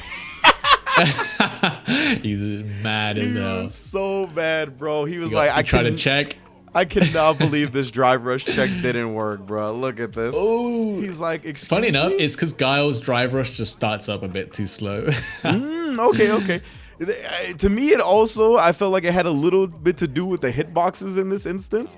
Yeah, for sure. Like the jury, I want to show the jury crouch medium punch hitbox. That's a sword normal, but it's like way more of an upward hitbox than I was expecting. Let me see, it's right here. I'll put it up on screen. Oh yeah, it shows the aim around up, I suppose. Yeah. So I was like, damn, son. When I seen this, I was like, wow. Yeah, it's actually a sad hitbox, can't lie. I mean, it's disjointed, but like, where's the rest of it? Yeah, exactly, right? Like, I was like, oh, wow. Like, I was very surprised when I looked up this hitbox and saw that it was so high up and there's like no hitbox towards the bottom. And then we see crouch medium kick. Let me get the crouch medium kick joint. And it's like, yeah, I think it might have been like an early thing. It might have just been too early. But I wonder if it wasn't too early on the crouch medium punch, if it would have hit at all, you know? Like, this is really high up. And Guile's extended hurt box is not up here where, like the extended hurt box is a little bit low. So this was a very funky sequence to me and definitely worthy of the reel back that PR Balrog had in reaction to it. Like, he was not happy about it. And yeah, it's from here. This setup is extremely cheap, by the way. You have to parry. There's nothing else you can do. If you try and DI, you counter the DI with your own, but then the double hit of the heavy sonic blade breaks the armor, and then you just get a punish. Wow. It's mega cheap. You're like hoping they try and react with DI if you're the Guile player. Let me see. I really loved after this too. So we saw that drive rush where the crouch medium punch didn't work. So the next time Rog sees a drive rush, what does he do? My man just level 3s it. I love that. I love it. I mean, I feel like it's a smart thing to do. Anytime you see like a boom that close, you should just buffer a reversal. Because if you come out block stun and they're drive rushing in, you can always punish. Absolutely. Yeah, I feel like I think this is a little bit messy from both players here. Okay, so I want your opinion on this next thing that happens. Is this the most galactic brain move of all time from NuckleDu, or is he the luckiest player of all time? What do you mean wake up crouch medium kick, dodges the stomp, and gets the punish counter throw? Actually, this is justice. I won't lie. Jury's jump fierce even is cheap. This stomp, she does it so early and it stuffs everything. Like, it'll hit you so high. So the fact that it's got a tiny hitbox either side is just a good thing. But like, that is hilarious. The low forward pulls him out of the corner as well. Yeah. Like, if he got a forward throw here, that would have been even more gangster. So that's technically the only... he got a forward throw, but Yeah, that's the only reason I think it was luck instead of Galactic Brain. Because I think if it was Galactic Brain, he would have forward through here instead of back through. But like, I was like, Yeah. oh man, what a play either way. I didn't even notice that on my first time. I'm quite glad I saw that now. And yeah, like I said, it was just kind of a bit sloppy there. But you know, Knuckle Dude does close it out. I think Gao is a definite character you can afford to make some mistakes on. And you know, and there's little things that I think certain really good characters are privileged with. This is one of them for Guile to me, is like actually being able to combo off of regular stand light kick hit, drive rush cancel. Like he can just go into crouch light punch. I feel like that's a little bit of privilege in my opinion. Yeah, not every character can. His is like a little bit weird because obviously he has to give up charge. Yeah, right, true. To stand light kick. So in some ways, it's not the most useful.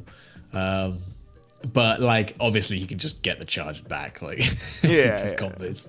So it's still very strong. Obviously, just auto confirm, do your light string into that stand light kick, and then you can drive rush in. And yeah, I'm not sure what PR Bar was looking for that level 1. I don't know if the level 1, if it's early enough, it will destroy the projectile. But either way, I mean, it wasn't punishing. I can't. He says something at the end, but it cuts him off, so I don't know what he said. Okay. Yeah, I'm assuming. He says, "I thought it was," and then you don't hear anything else because he takes the headset off. Yeah, maybe because he's in burnout, so it's just regular. I don't know what he thought, but yeah, I mean the super priority on these projectiles would be able to cancel it out, but it's just it's not quick enough. It just didn't get out in time. Yeah, so definitely. Good set from Dude. Dude definitely felt in control of that one for the most part, as you said. Like, he just wouldn't bite on any of the throw bait attempts, just so solid defensively that PR Balrog, I think he had to look to abuse the throw a little bit more, try to get in Dude's head. Dude never looked shook at all during any of the set, really. Yeah, there was a couple like just execution errors. And to be fair, there was a lot of execution errors like in general today. Maybe there's jitters coming back. Maybe they even investigate the monitor settings in one of the later sets. Yeah, could be. Because it got that bad. But yeah, they're not entirely sure what it was. But yeah, I mean, I think next up was Dual Kevin versus Ajax Fidelity, which is I really like Dual Kevin's Luke, actually. He had so many really cool things I really want to point out, or I'm looking forward to pointing out. Okay, yeah. Definitely let me know. I had a few myself. I just thought he dealt with Jury's Fireball in general, just like as a general point, really well. Like there was a lot of perfect parries in the check, but also just like on the block strings, he would OD DP through them. Like he's like, I'm not going to sit here and just block Fireball block strings, bro. Yeah, I like it. It's definitely something that you should look to do against Jury because she spends like a resource, right? So it's one of those where if you bust out, even though you don't get like your turn necessarily, you know, she has to spend something, and then you know it's kind of evened out as long as you have the drive gauge to do it. Yeah, I really liked. As far as the first game went, the big thing to me was here towards too far for you? That combo. No, it's okay. We'll go back to it. What was it? This one right here? It was this combo right here. Is actually really hard to do, and I love it. Like this is you got to do forward dash into level 2, so you got to do dash up into double quarter circle back in very short amount of time. And this is the only combo that killed in this situation. 100% not what he planned to do, but I love that adaptation and just like how well he knows his character to be like, oh, the only way I kill here halfway through my combo is like I have to do this, and then he does it. He like executes it like it's nothing. And like I said, it's a weirdly difficult input to do. You know, like forward dash. I don't know what peripherals he's playing on, but it's a very tight timing for this. Yeah, if I recall correctly, Dual Kevin's a pad player, but this is to me the Marvel DNA coming through. You know, like you said, like he recognized in the middle of the combo the sequence he had to do. This is how I kill. You know, this is how I kill, like in the middle of the combo. And for him to be able to freestyle into that, I feel like that's that Marvel DNA really shining through in him and being like, okay, like I can do this weird input and I'm so quick with recognition on freestyle hits that this will be what I need to do. I've seen that from top players and stuff, like just because they're not. It shows their thinking, I guess, is the best way to put it. It's like nothing is, even when you've got the hit and it should be the easiest part of the game, they're still thinking. Yeah, because like, you know, I often talk about combos being like these little micro breaks that you could have in the game, right? Because we're always dedicating so much mental space and like our brain process to trying to figure out every moment that during these combos, there are a lot of times they're mental breaks where you just know what's going to happen, you know what to execute, and you can gain some little endurance back. But like Kevin is just always on, bro. Like he is like, even during the middle of a combo, he's not taking a break. Exactly. Oh man. Okay, yeah. Do you have anything here in the next couple of minutes? I got my next timestamp is like 1:29:11 here. Not really. I think other than like you were mentioning about him playing against Jury Fireballs a lot, the one thing I saw him do a lot really well was so perfect sick. parrying. Yeah. Yeah, that was nasty. Perfect parries like against a slow fireball like that are really difficult. So again, just really solid on the execution, especially when everyone else was fumbling today. Yeah, like legitimately one of my notes is a lot of good perfect parries from Dual Kevin on the fireballs. Like he was representing that constantly. I want to give Ajax some props though. Ajax, even though he did end up losing this set, I thought he had a couple of really dope moments. One of those being here on the whiff punish on the crouch medium kick. It was so fast. I was like, ooh. Like that was such a clean whiff punish on that. He has a whiff punish on stand medium kick later in this round too that I was really impressed by. So yeah, I was like, okay, Ajax. He was starting to find his footing a little bit, but Dual Kevin, I mean, he just feels so solid and he maximizes his hits so well. Like the damage, the Oki he gets, it just feels like you get less opportunities against him than other Lukes. Yeah, for sure, which was nice to see. You know, I don't think he's had a chance really to show himself off quite so much in the previous weeks. So this seemed like a really good matchup for him, and he did pick himself into it. So he clearly knew something about this matchup. True. And yeah, definitely like the way he was answering these fireballs definitely proved that he knows what he's doing. Yeah, I think the stand medium kick whiff punish is coming up right here. Yeah, there we go. I really like that too. So definitely Ajax, he had some shining moments. And again, one's coming up right now where I want to give him credit because I feel like there's still so many players not doing this, but he actually does the light whiff cancel drive rush right here. Yeah, you see? Like he doesn't have enough meter to actually do a raw drive rush. So he recognizes that he needs to do the whiff cancel. So he did this at least once here. He might have done it again. So I just want to give him credit because I feel like all of us as players are still not doing this. So the fact that he showed he was ready and implementing it was really cool. I like that a lot. There's something as well that Ajax does really well here. There was a little shimmy interaction that happened a minute ago. Okay. Or like a few seconds ago. So like, yeah, about here. It's just like really cool where they both like shimmy each other off of this knockdown here. I think is right here on this blocked overheads plus. They both like walk the little micro interaction, but Ajax doesn't commit and he just stops and blocks right at the last second. And in the same situation, it's just like, oh, it's so cool. But then 30 seconds later, it happens again, and then Ajax like reads Dual Kevin like a book, just super delayed low forward and catches him walking back, catches the timing obviously because it looked like Dual Kevin was trying to catch him like the button press. So, but. Yeah, I think it's just some really nice adaptations, especially like it's one of those things where that situation happens once. It's so hard to like just make the adaptation the next time it happens because it's not something that's going to come up all the time. Yeah, 100%. And this to me, you know, again, I talked about privileges from the really top tier characters. This one to me was another privilege moment where Luke's level 1 is a projectile. So it's like you could just do it after the stand medium kick. And it's like if the opponent only has their level 1 or whatever, like they can't do anything because the level 1s are projectile invulns. So it's just like you just got to hold that. I assume like Feng Shui Engine is just not projectile invuln. Like that's like obviously he does a dash, but I assume that's just not. Yeah, I'm assuming it's not either. Or he would have done it, yeah. I'll look it up in the meantime while we're getting to the next round. Might be one of those where it's got one frame of fucking right. Yeah, I think it's here is the situation with the so here's that tick throw this time, super delayed low forward.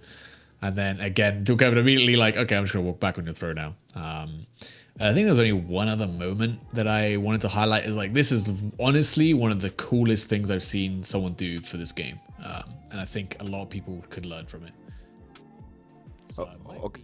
So up to like 130-35. Okay, right before we do that, I just wanted to. When I saw this, I was like, "When is the safe jumper gonna start parrying back after being perfect parried on the safe jump?" Like that's all I could think about when I saw that, bro. I was like, "Yo, parry back, bro, parry back!" But parry that would be hilarious. I think it's too risky because you get punch count back thrown potentially. Yeah, for sure. That would be a sick interaction, like ching ching. Yeah. Actually, I do want to see that now. Bro, exactly. What's happened in my mind? I was like, you know how crazy people are gonna go if that happens. But yeah, well, what timestamp did you want to go to? 130-35, I believe. Okay, so we're coming up on it here. Yeah. So what happens is like he gets his back through, he gets the offense. But look, he does the triple light string here. Oh no. He does the double impact. He's minus here, right? And he's waiting. Like, but watch if you go back again, sorry. But like he just waits. He waits forever. He just like, oh, and I'm gonna instantly drive reverse or anything. And you know, it's super cool idea that in a game where you're always minus, just be minus, spend 2 bars, and in the corner get your offense immediately back. So you spend 2 bars, you get your offense. Like in the corner, like rather than committing something that is a bit risky here, just wait. Yep. And then boom, if they block immediately, it's going to punish counter basically everything here if you do it fast enough. So it's just like, I'm going to start doing this for sure. Like, I think a lot of people could get a lot of benefit. If you got the drive gauge to do it, just, hey, if you press anything, I'm going to get some offense for free. Even though I'm minus here, boom. Like, I don't know. There was something about that. I was like, damn, like, this is cool. Like, I've not seen anyone ever do this. And it makes so much sense. Yeah, when you put it in the context of this, where like he commits to the sandblast after, and then he just goes low risk, right? He's like, I'm not going to commit to anything else. And getting a knockdown off of non-commitment, bro, that's like so good. That is like and you just stole 3 bars from your opponent as well, bro. Like, what? You just made them spend 3 bars and you got the corner. Like, oh, it's just when he put it like that, especially like against a character who loves to do low forward drive rush. Obviously, you can always drive reversal that, I believe. So there's no way of making that safe. So he just waits. He knows it's coming. And then, boom.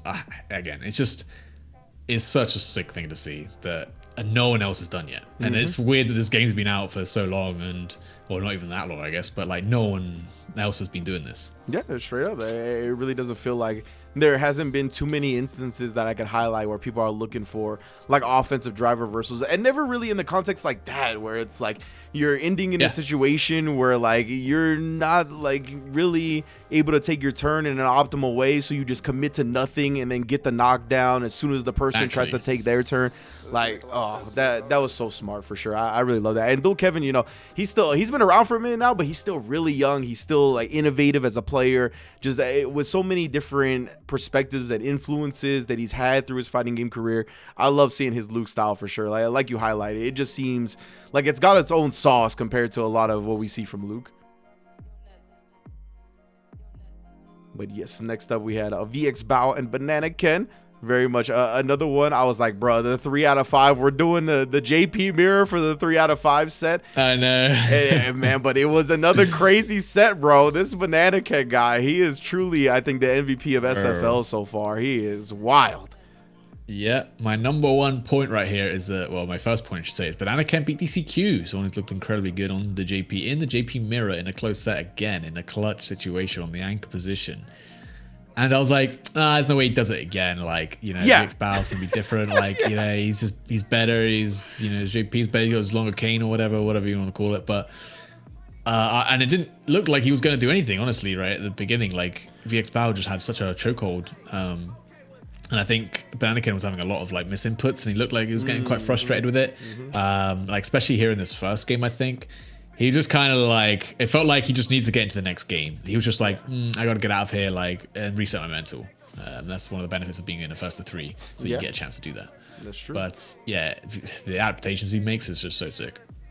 Yeah, so like I was going into this best of 5 being like, I'm probably not gonna try to take that many notes. Like it's a JP mirror, bro. Yeah, like, and then the way it started, like it looked like VX Bao was just gonna run away with it. So I was like, all right, cool. By the time this ended, this was one of my longest sections of notes, like in this week's SFL. Yeah, like I was just like, bro, because at first, literally my first note is it's funny seeing JPs do like fireball feint and then baiting out the parry and getting thrown. And I'm like, how does it feel, bro? But then that also sparked the thought of like, when are the JPs gonna do drive rush overhead instead of drive rush throw, bro? That's what I want to see, because you know these people are parrying with down back. They're not parrying with the straight back. True. Like, and then you could overhead them. You get punish counter reward off that. It's obviously way more risky than the throw because they could be blocking it, and then the throw they're just kind of locked into holding that. But hopefully one day we get to see somebody get a little spicy with it, you know. Oh yeah, you could definitely do stuff like that. But yeah, I think is it is it in the first game where he gets like the OD spike into level 3? Yeah, I got the timestamp for it, bro. We can just get to it, bro. Yeah. my quote. Yeah, let's just get to, like, this first game's a bit of a wash. Like I said, Banana can like right here, he looks like he's just misinputting like his fireballs or whatever. Yeah. Like, and then he's freaking dead, bro. One died. OD projectile, level 3 full screen, bro. What? Died. And Look, you hear look at Mono everybody. in the back. Look at everybody. Like an Oil Kid, Mono, Ajax, like NL's like, yeah, laughing. that happened, yeah. And Mono's on the mic. What the hell, man? Yeah, like- he's like, what? He couldn't believe his eyes. I couldn't believe it. Like, I could not believe he was could. dead. Like, I sort of could, because we saw this, like, I think in the last JP mirror with Banana Ken, where he did. Yeah. I think it was DCQ Yeah. got the low ghost, which comboed into the True. OD spike That's into right. level 3. that's right. But Which man, was also ridiculous. I just don't. Literally, my notes verbatim are apparently counter hit OD spike into CA does 55%. Like, that's just verbatim my notes, because it's like, bro, that's more than half his life for OD spike into CA. Oh man, that was crazy. Yeah, this character's fun. Yeah, I think definitely one of those where Banana Ken was like, all right, I'm not going to think about that one too hard. Let's just go into the next game. Dude, yeah, and then to bounce back in the set from eating something like that to go down. Yes. Incredible. There's actually something that was really cool tech we saw in the mirror. I think Banana Ken did it. At 135.15, my bad. Okay, so it's coming. Oh, so it's right here, basically. Yeah, so they go back to this like neutral position where it's like whoever gets to the first spike like kind of wins. Or the DCQ does it. I can't remember who does it. But oh yeah, there it is. The faint ghost on the spike to get the plus frames, like timing this perfectly, and then gets to interrupt the spike on the next one, which is like, because the recovery's faster than blocking it, he's like, ooh, let me it was cool tech. And he tries it there, but he loses to the OD one. That is really cool tech, though. Like, VX Bao, I think, had a couple of really cool, like, ideas in this mirror, even if he didn't win the set. Like, it seemed he was more comfortable. Like, because I really like the teleport with the cane spike as well. I don't know if that's, like, jump heavy punch or what button that is. But that felt like a deliberate answer to JP's being able to crouch heavy punch the teleport, you know? It felt like it was one of those downward hitbox normals that would catch them earlier. Let me see. I think it's actually coming up right here. Okay. Bow. Yeah. It's definitely, oh, yeah, you're right. I think it did catch that crouch fierce a little early, which, you know, you definitely want to do, because if you do get hit by that crouch fierce, it is big damage. But it's definitely one of these sets where I'm like, how did Banana Ken win? I mean, that was really cool. How well he knows our level 2. Because it looked like VX Bao just had this number, and like when he won in very spectacular fashion. But Banana Ken just like won the rounds he wasn't meant to. Yeah. And like, he just, I guess, overall made the right decisions in the end and managed to clutch it out. It was definitely one of those sets where you're like, I don't know how you ever come back. And how can you look like, I don't know, obviously shades Banana Ken, but you look slightly like the worst player and still win? Like, yeah, hey, straight up is like even right here too. I was like, wow, VX Bao's got the perfect parry timing down for getting anti-aired, and then they cancel into the fireball. Like, he just looked like he knew so much more about the mirror. But yeah, man, like you said, that's the beautiful thing about competition, though, bro. Like, I don't know if you closely follow American football at all or anything like that, but the Pittsburgh Steelers are like they're not producing more yards than the opposing teams, and they're not doing something else that's like really important, but they have a winning record. And LeBron compared the Lakers to them. They're like we're not better than the opponents right now, but we're getting the W's. And that's just how it happens in competition sometimes, you know? Yeah. I mean, obviously, like, they're both at extremely high level. Like, anyone could take the set, but it was like one of those where you look at all the interactions, all the rounds that VX Bao won, and it's like, okay, wow, they're all like, you know, really dominant. And then Banana Ken just sneaking in these rounds here and there, you know, clutching it out, and yeah, just manages to take the set. And then of like, course, here that OD come out clutch, the patented. that is the Banana Ken signature right there. Look at PR Rock, the way he was cracking up to it. Got him. That is great stuff. But yeah, man, like it just, I don't know how he kept doing it, bro. Like VX Bao and Banana Ken, like this was, and the point I wanted to build on was the fact that you mentioned that he won in such spectacular fashion. I think there was 3 perfects from VX Bao throughout the set. 3 perfects in each, like, one of the games in every, each one it was in a different game, obviously, but yeah. Yeah, 3 out of the 5 games played had a perfect in it from VX Bao, and he doesn't win the set. Like that's, I wonder how many times that's happened. You know? Yeah, exactly. Probably not too often. Yeah, especially like in a mirror like this, where you know you can't just get a random hit very easily with like a ghost or trig lav. So I like. Oh, sorry. Go ahead. I like the VX Bao clearly knows Bannockhen a lot, because if you watch Bannockhen, he loves the OD amnesia mid screen. Like, because it seems like such a low risk, because most people wouldn't expect you to do it mid screen because you don't really get much of a reward. But he's happy to do it just to get the pressure off of him. And every time VX Bao is like neutral jumping him on these OD amnesias. Yeah, lots of great OD amnesia bait outs from VX Bao again. And one of the things I wanted to bring up, if we go back a little bit, I talked about the teleport with the OD spike. This time it looked like he tried that again, but he pressed the button too early because he gets punish countered. So like, I assume that's during the recovery of the normal, and like you see the little purple spike. I'm assuming this is the spike. I'm assuming it's coming. Or he's teleporting in still. I'm not too sure, if I'm honest. Yeah, I don't know. It was strange to me that it was punish counter. I mean, it didn't matter, I don't think, because you get the free juggle state anyway because of the teleport. So yeah, it didn't matter. It was just strange to me that it was punish counter instead of counter hit, because I thought it was like catching the beginning of the jump heavy punch or whatever it is. Maybe it was just active already. Yeah, could be. That was the other thing. So obviously, if you hit the active frames, it also counts as a punish counter. Oh my god. Okay, so for jumps. Oh yeah, I believe you're right. Let me see, what is this at? 1:30. Okay, I have another timestamp that I want to go to real quick. Yeah, go ahead. Is this? I think I know it's the same one I got. Maybe. Okay. I think I gotta go back. Yeah, it's in this round here. Yeah, it's here. Yeah. Yeah, bruh. Okay, so take note of the timer, everyone. This man starts his first level 2 at 76 seconds, right? So we get it. You know, he's going through it. Great stuff from Bannockhen, kind of working his way out. I was gonna say, can you just block high and then interrupt? Like, can you just do that? Like, he does the low. Maybe he needs to time his low with the overhead here. It could be. I think he doesn't wait. Yeah. Yeah. But look at that. The knowledge from Bannockhen, that was super clean. I have that down. Anyway. Yeah. But I did have that down as well, where like, what a knowledge or call out on the gap with the crouch light punch. But bruh, like, he activated that first level 2 at 76 seconds. Why are we activating another level 2 at 63 seconds, bro? Like, what? Brother. What? Because JP, man. Yeah, and like one of the huge things I noticed that I was like, bruh, you know what gave him a huge chunk of this meter was this punish counter DI, bro. Look at the meter gain on that, bro. It's like 30%. It's crazy. Like, I was like, yo, that is crazy. So he does this, right? He has to deal with another level 2. And then, but man, the defense for Bannockhen, first he blocks that low, or he blocks the high and then exposes the gap in the first one. Now, this was an incredible block here.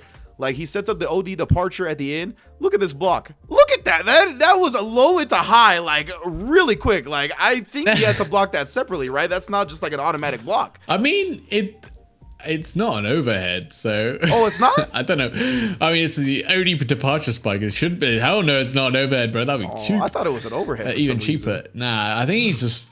I guess he's worried about an overhead coming in between the spikes, but yeah, he does it really fast, so... It's pretty impressive that he doesn't get hit opened up at all there. Does it force standing when you block it? I don't think so. I assume maybe he's just like walking back or something, or buffering something maybe. I'm not sure. Departure. Oh, I thought for some reason I thought OD departure was overhead. I don't know why I was on crack with that. Maybe he teleports to it. Maybe that's why he's looking to block high, just in case the teleport comes in. That could make sense. That would make sense. Because it can be quite fast. It can hit you crouching if you definitely not ready for it. Especially when you only departure and both spikes from the same spot. Can be really difficult to see. Yeah, absolutely. Okay. So now I want to know, like, I wonder if it like had something to do. No. Yeah, I don't know why. I don't know why he ended up standing up for that. Because yeah, afterwards he just blocks the crouch crystal. So I don't know. I was trying to genius lyrics that one and look for something that wasn't actually there. I mean, he kind of already shown like some nasty defense on the level 2. So you know what? Yeah. Let's just say they were overheads and he's blocking those. He's straight out of an anime fight. I mean, I'm sure he's played some anime fighting games. I I think feel like Banana Ken, doesn't he play like Kokonoe or something? Yeah. He was like That's a where I know him huge, from. He's a huge Kokonoe Persona guy, right? player. Yeah.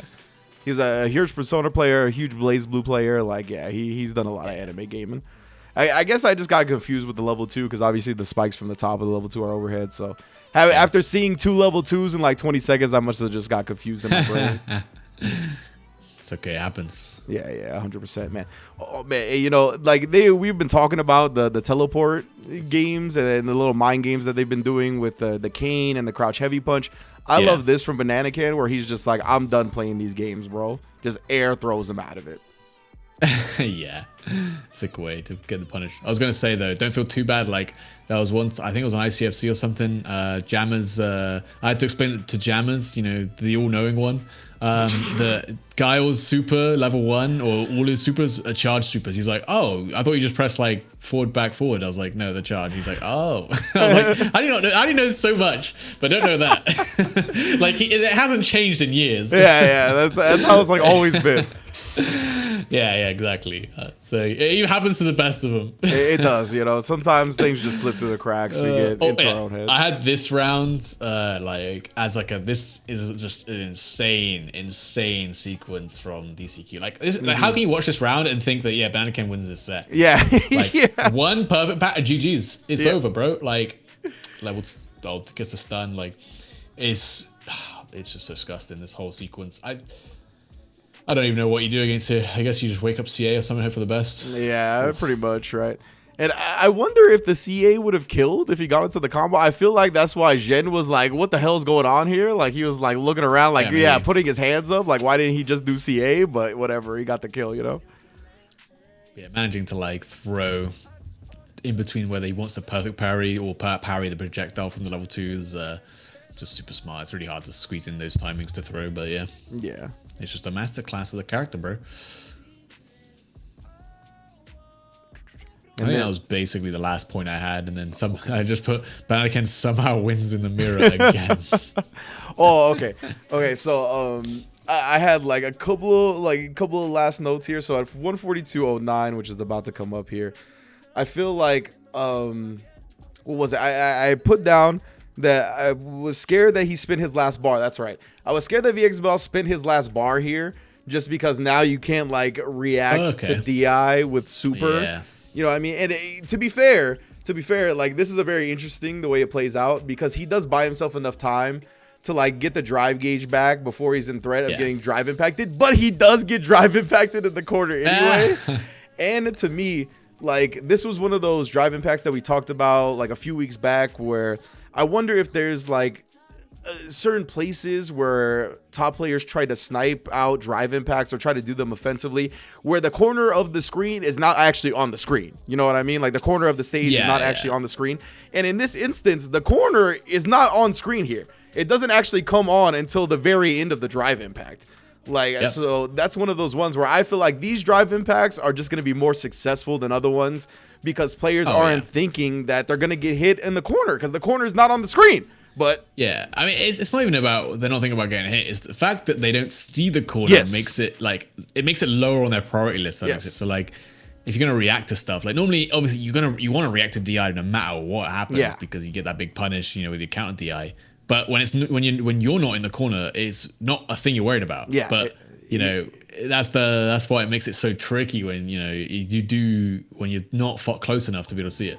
Yeah, exactly. Like it's just not at the forefront of your mind. As soon as you see the corner, like you're like, okay, like I could get drive impacted. My opponent is probably scheming on it, right? But yeah, before that moment, it's just not as much of a priority otherwise. The last thing I have here was that I thought Banana Ken had such incredible guts and timing to jump here on this OD departure setup. Like we get VX Bao, he sets it up here. Perfect timing, bro. Perfect timing to not get hit by the spike. So clutch, yeah. Catches VX Bao off guard. VX Bao not ready with an anti-air here. It was so good. It was such a clutch jump. It's specifically extremely good against VX Bao, who does love using the spikes defensively like that. He's the best at it. And so he's like, I'm going to let the spikes do the dirty work. He doesn't even think about trying to anti it because the spikes do it normally for him. Yeah. But not against a JP player who knows exactly when to jump, especially on the OD one, knowing that the first one activates a bit sooner. it's just like it's such a clean play, and exactly what he needed to win this game. Mm-hmm. And yeah, I love the fact that you bring up, yeah, VX Bao is that dude that like he is the one I see the most. Just he'll put the OD departure out and then walk at you and block, and he's expecting you to do something and get hit by the spike. So that was so good. Yeah. So and then Banana he forces a sudden death, or did you have another point? No, just like in that moment, just even if he didn't know that VX Bao was that kind of player, like just to decide that was the way to win, it was really, really good. All right, so then we had the sudden death, the DJ mirror in best of one, which was hilarious. And to me, this was just a display of Zhen showing why he's the best of one player. I will say there was a couple of cool moments from Mono, though, like this one right here. There. Yeah. I like this a lot. Like being able to call out the just cool sway back with that forward advancing stand heavy punch. He actually showed, I think, some really cool answers to certain moments in his DJ mirror, but Zhen, he was just too wild to be tamed. Look at DJ's head reel back on that fucking punch, man. Like, go back. I gotta watch that shit again. But yeah, it's good to see like how well the opponent knows their own character. Like, bonk. His neck, bro. His neck is all the way broken, bro. Yeah. But yeah, it's just cool to see like, he actually knows how to fight his own character. Like a lot of people, don't know how to beat their own character sometimes, and it's just nice to see Mono's like, yeah, here's how you beat just cool guys, in case you guys didn't know. Mm-hmm. Yeah, but like, so Jen, to give him the props for being the best of one player again, this is what I love to see right here. He sees like he walks back there, but he sees another bit of plus frames. I'm gonna perfect parry. I don't care. And then he sees like another set of plus frames here. Sunrise Hill, I'm OD reversal. Like, this is the way you play best of one, man. Yeah, Zen was definitely charging them flash kicks. He's also, it's something to look out for against DJ again. Lots of drive rush. There it is. You gotta charge that flash kick, super easy check, and he does that several times. It's just like another, he knows how to beat this character as well, and definitely it was a bit of a tragic game, I'd say, for Mono, because he had the game-winning combo right at the end, and he does drop it. It's just yes, the problem with first to one, you cannot make a mistake like that. Mm-hmm. Yeah, but the rest of it, he played so well, which is what made it quite sad, actually. It's like he was definitely in a position to win against Zen. Like this corner exchange, super clean, just keeps it super safe, just does as much chip as possible. This right here too, where he sways. Oh, that was so cool. I like that a lot. Yeah, it's nice to see, because we don't get to see Mono too much since he's been their first to one player mostly. Yeah. Man, this right here, though, that's coming up in this block string, the horizontal range on OD up kicks, really came through right here in this instance, where he drive rushes into just cool, and it still gets hit. Like, I was like, bruh. The jackknife OD kicks, like, that's definitely one of the best like reversals in the game by far. Oh, and I have down here at 147.55. I think I was gonna ask you, do you think this is an execution error or like a failed chip out attempt, like a chip out attempt that got interrupted? I'm trying to think. It's definitely failed super, because like obviously machine gun upper is quarter circle back, and then weekend of pleasure is double quarter circle back. So it must be a level 3 cancel. Maybe he wasn't close enough. Maybe he missed the cancel window. It's pretty lenient on the projectile, so I'm gonna guess he wasn't close enough on the second one. So you had to cancel off the first one, and it was just too late at that point. I guess the buffer ate it up as the machine gun upper. But yeah, you're right. Maybe if he did fierce into machine gun upper into level 3, it probably would have chipped him out. That's the sad thing. So if he was like one step behind and actually messed it up even more, he would have won. Yeah, exactly. Like I was like, you actually just found the sweet spot where neither of the thing you could have done right and the thing you could have done super wrong would have both won you the thing, and you just did the thing that was kind of wrong. Like, it's so unfortunate. Yeah. Especially like, again, first to one, can't make that mistake, sadly. Yeah, definitely unfortunate the way it played out for Mono. He's honestly had some really great showings. I hope we get him in another like first to 3, first to 5 setting, because I want to see more gameplay from him. But yeah, to round out the day, it was Endemic versus Bandits. That's right. Our first match was Flash Metroid versus Shao Hai. Yeah, this was interesting. I think Flash had the counter pick, right? So he was coming in knowing he's going to go up against the Xiaohai Ken. So he probably thought it must be a decent matchup for him. And I did love how supportive Flash Metro's team was, you know. But yeah, it was pretty tough. It was pretty tough for Xiaohai, like a bit of a beat down. He was just reacting to everything, like everything. Like it's so hard to play. Like I feel like you have to have an extremely solid idea of how to win as Blanca or any characters that matter when your opponent's just waiting to react. And then obviously once he gets that one hit, he's gonna be super offensive. But it did look like Xiaohai just kind of played better. It's the best way to describe it. Yeah, honestly, I don't have too many notes for this one. I do have a few timestamps I want to go over just to highlight some things. But definitely it looked like Xiaohai was just playing like solid fighting games, and like you said, relying on his reactions. He was making the most out of his offense, where he was really rolling it into successful damage. That was the first note I had, was right here. So the heavy punch DP is projectile invul on the 5th frame.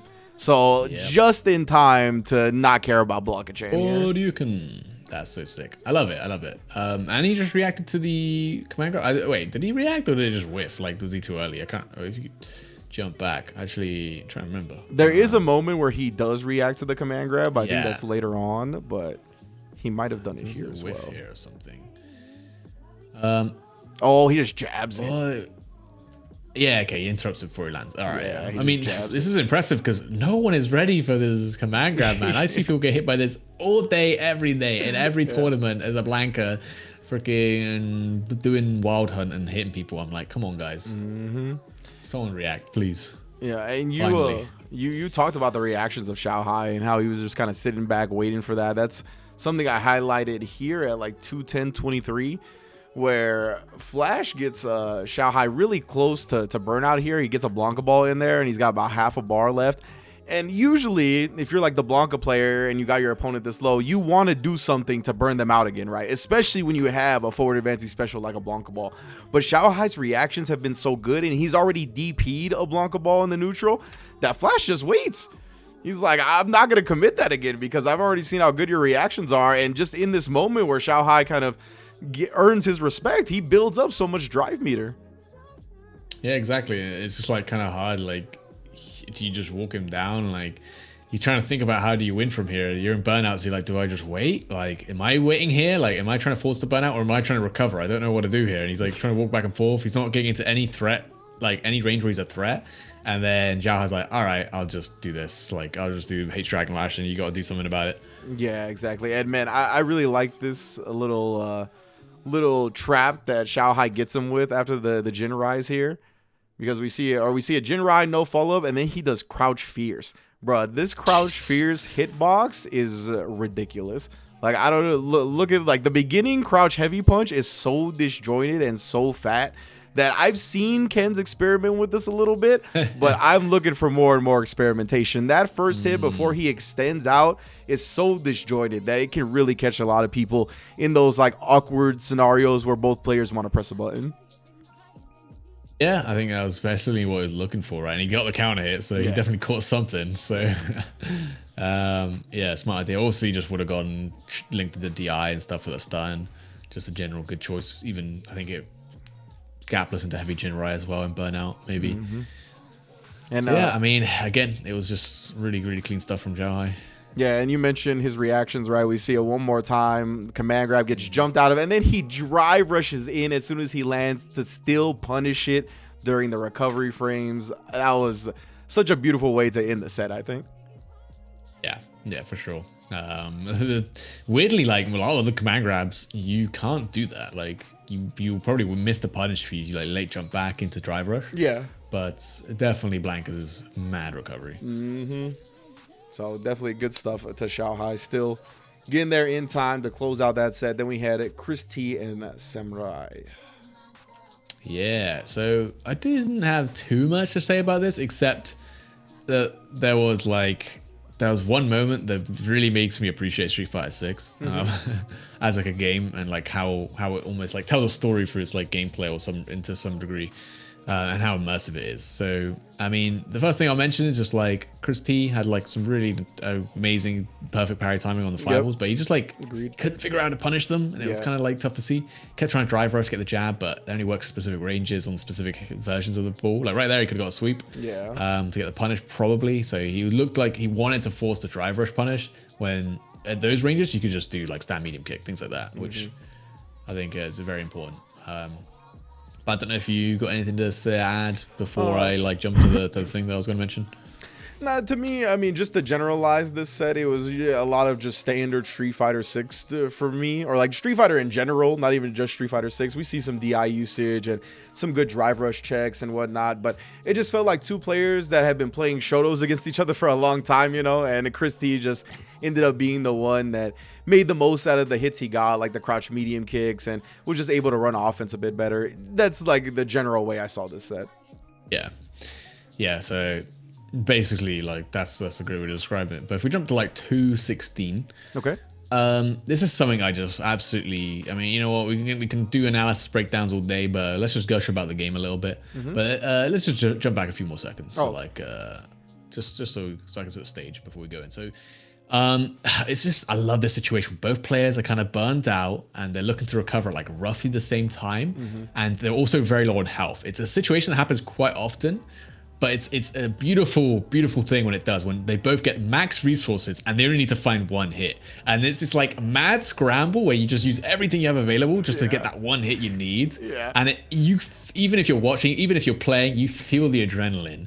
And like, it's something that's like, I've done like quite a lot of combat sports and stuff like that in my past, and it's one thing that I really love, and this is something that mimics like a fight. It's almost like a second wind, right? Like, you know, you're both like exhausted, tired, but you gotta like close it out. You're trying to land that one last haymaker to close it out, and it's like you finally get that second wind, and you're just swinging wildly, and it just whoever comes up big right in that last moment, or makes one right guess. And I don't know, it's something that I love about Street Fighter 6. These moments right here, it's like, oh, just me spend everything to get in, and then how the opponents try and deal with that, and then just the last moment right there, and the relief as well. Yeah. I think that's something that I've really noticed with Japan, is that like when it comes to round closing scenarios, they're like drive rush, crouch medium kick, and a drive rush cancel. Like they'll immediately spend 4 bars of drive gauge to try to get, like you said, that last haymaker to end the round. So it's just so cool. And the way it kind of flows, and the way it kind of like visually comes about in Street Fighter 6, like with the burnout being all grayed out, the like getting all of your juice back, and the way the character looks when you get the juice back, like it all plays into that feeling that you're talking about. Yeah. It's just a moment to appreciate. I just like love that stuff. And like I said, it's a pretty common occurrence as well. Like it does happen a lot. And it's just cool to see how players, you know, how they deal with adrenaline at the time and things like that. But yeah. As far as timestamps go, I have one right here, because I know there was a bit of a discourse regarding Luke crouch medium punch versus Ken crouch medium punch. And look, objectively, the Luke crouch medium punch is better. But I will say, and I've been saying, Ken's crouch medium punch is very underutilized by Ken players, myself included. Like, I believe it is his best drive rush check tool, as we see here. It's got a disjointed hitbox. It's 6 frames. It's got its uses, right? It's just not the money button that is +1, +5 on regular hit and all that. You know what I mean? But it's definitely a tool that needs to be utilized by Ken more, and I really liked Chris drive rush checking with it here. Yeah, I mean, you're looking for these like premium medium strength buttons to check drive rushes, really, to be the most consistent answer. And yeah, like it's serviceable. Like Ken's is just like it will, you know, it works. And that's what you use it for. You know, he's got better things if he wants to like counter poke and things like that. So you don't have to worry about it too much in the footsies. Whereas like Luke's is just so incredible. This is a moment I want to talk about right here. Is like, I feel like Samurai tries so hard not to DI him, but like you just go for the stun, like right there, just go for the stun. Like he's got the level 1, but you're such a life lead. Like if Chris T level 1's here, I think it's a mistake. Like you should never level 1. You just die to the DI like a man. Like, like that's how it should be. Like yeah, just die to the DI. Like don't waste the meter, bro. Like you ain't coming back. You're not that guy. Like, you know. Maybe if you've got level 3, maybe, and obviously this is the last round, you obviously do it. But in the first round, just go to the grave. Like And I think Samurai should just DI, like, because if anything, if he levels 1, you've won. Like, that's Sure. what you wanted. You didn't actually want to stun him. You wanted to take that meter off of him. So the only argument I have against this is that I do, if he is gonna take that risk, I want him to do it before this sequence happens, because I think if you do it after this and Chris T does level 1, Ken's got the privilege of the level 1 side switching.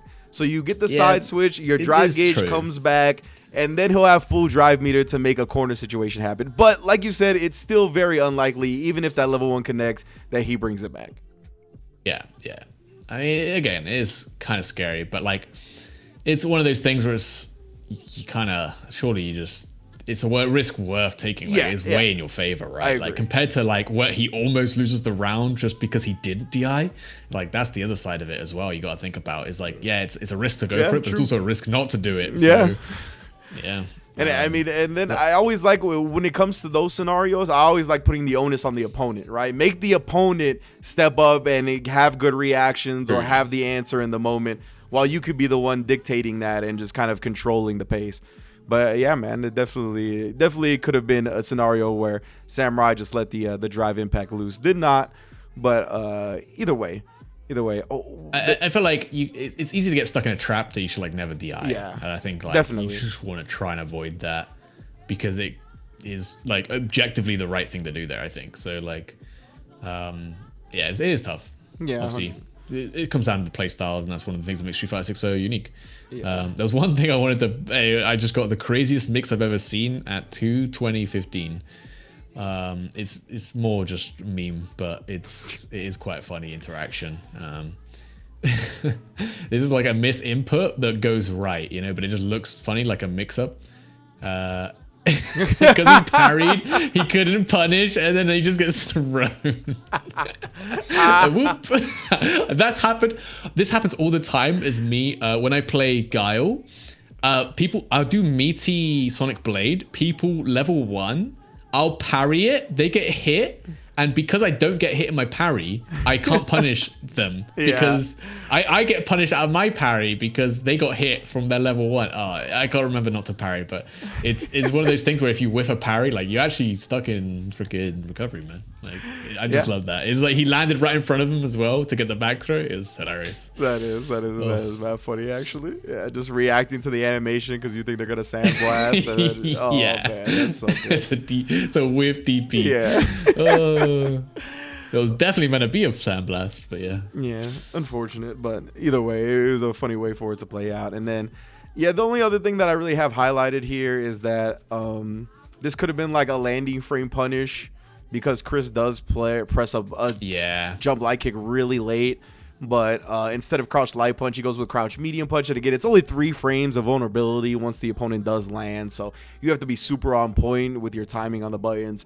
That was an unfortunate. He kind of got away with that one. And then Chris just, like we said, pressing that crouch medium kick, he drops a combo, turns it into a reset, and then takes the set off of it. Yeah, it was a little bit of a sloppy game again. I think this is where the execution errors start to like come out a little bit. Yeah, I felt like there was a lot for Chris CCH in our next set. Yeah, that he definitely looked quite frustrated, and I can't blame him. I mean, it also going a bit wrong from NRD for a time, but yeah, he just it was mostly Chris CCH had a lot of fumbles, let's just say. Which made it a bit unfortunate, otherwise this set would have been a lot more interesting. But I mean, NRD did so many clutch things this set. It's just, I mean, I don't know where we start. The first thing that I have is just that, like, I noticed that there was like so many drive rush back throws today. Like, we're gonna see it right here from, I think, Men RD in a moment. Was it before this? There it was. Oh, so it's from Chris CCH. So he gets knocked down. Just he'll go drive rush, cancel, tick throw into the back throw. I felt like we saw that the shit ton today. And obviously, like, when your opponent's back's to the corner, you got to be very aware of that back throw. But for whatever reason this week, it felt like I saw that a billion times. Oh yeah, I mean, I guess it's just like sometimes it's not the worst thing to get hit by the back throw if you think the shimmy is gonna, especially against like a character like Luke, like Ken. You don't want to get shimmied.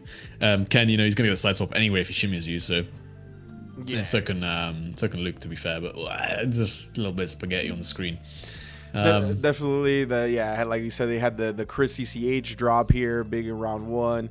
And then I think Mena does have 2 clean crouch medium kick whiff punishes though in this round, or round 2. In round 2, I guess in game 1. Sorry, that's what my notes I kind of says. like this round. I think Chris CCH tries to close it out with the OD Jinrai stuff.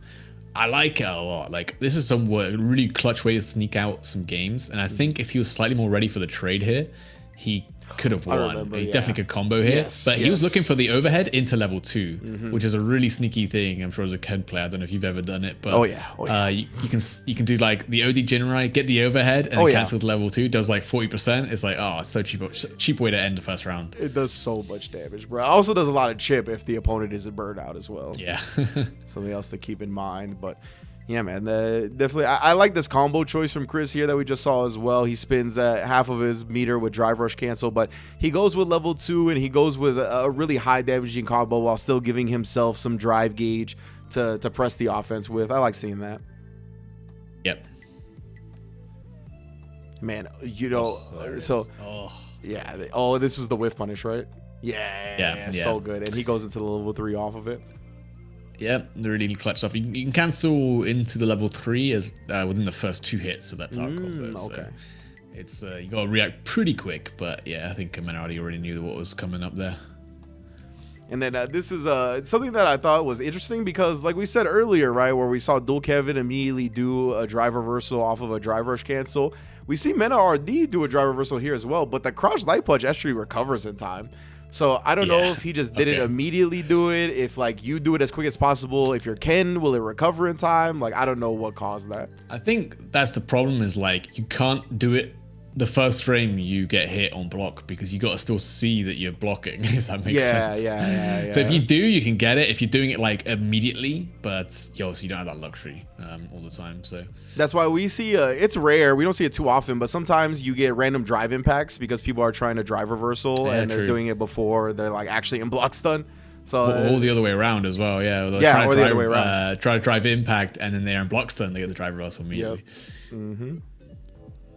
Oh, and then another thing that I had right here, 227-18, I just was really impressed that Mena was able to recognize that was like heavy Jinrai, because to me, like, he was so low on drive meter here that I think Chris like wanted him to do ODDP, you know what I mean? Like spin that last bit of drive meter, like by interrupting by Jinrai, but he used heavy Jinrai, so it would have been safe. And then Mena was like, nah, bro, I know you used heavy Jinrai.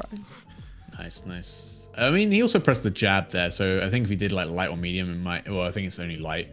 Could have caught the low timing as well. Yeah, true for sure. That was a smart way, but I just like the fact that he didn't just ODDP. He recognized in the moment, and he was like, all right, I'm not gonna just overcommit when I don't need to.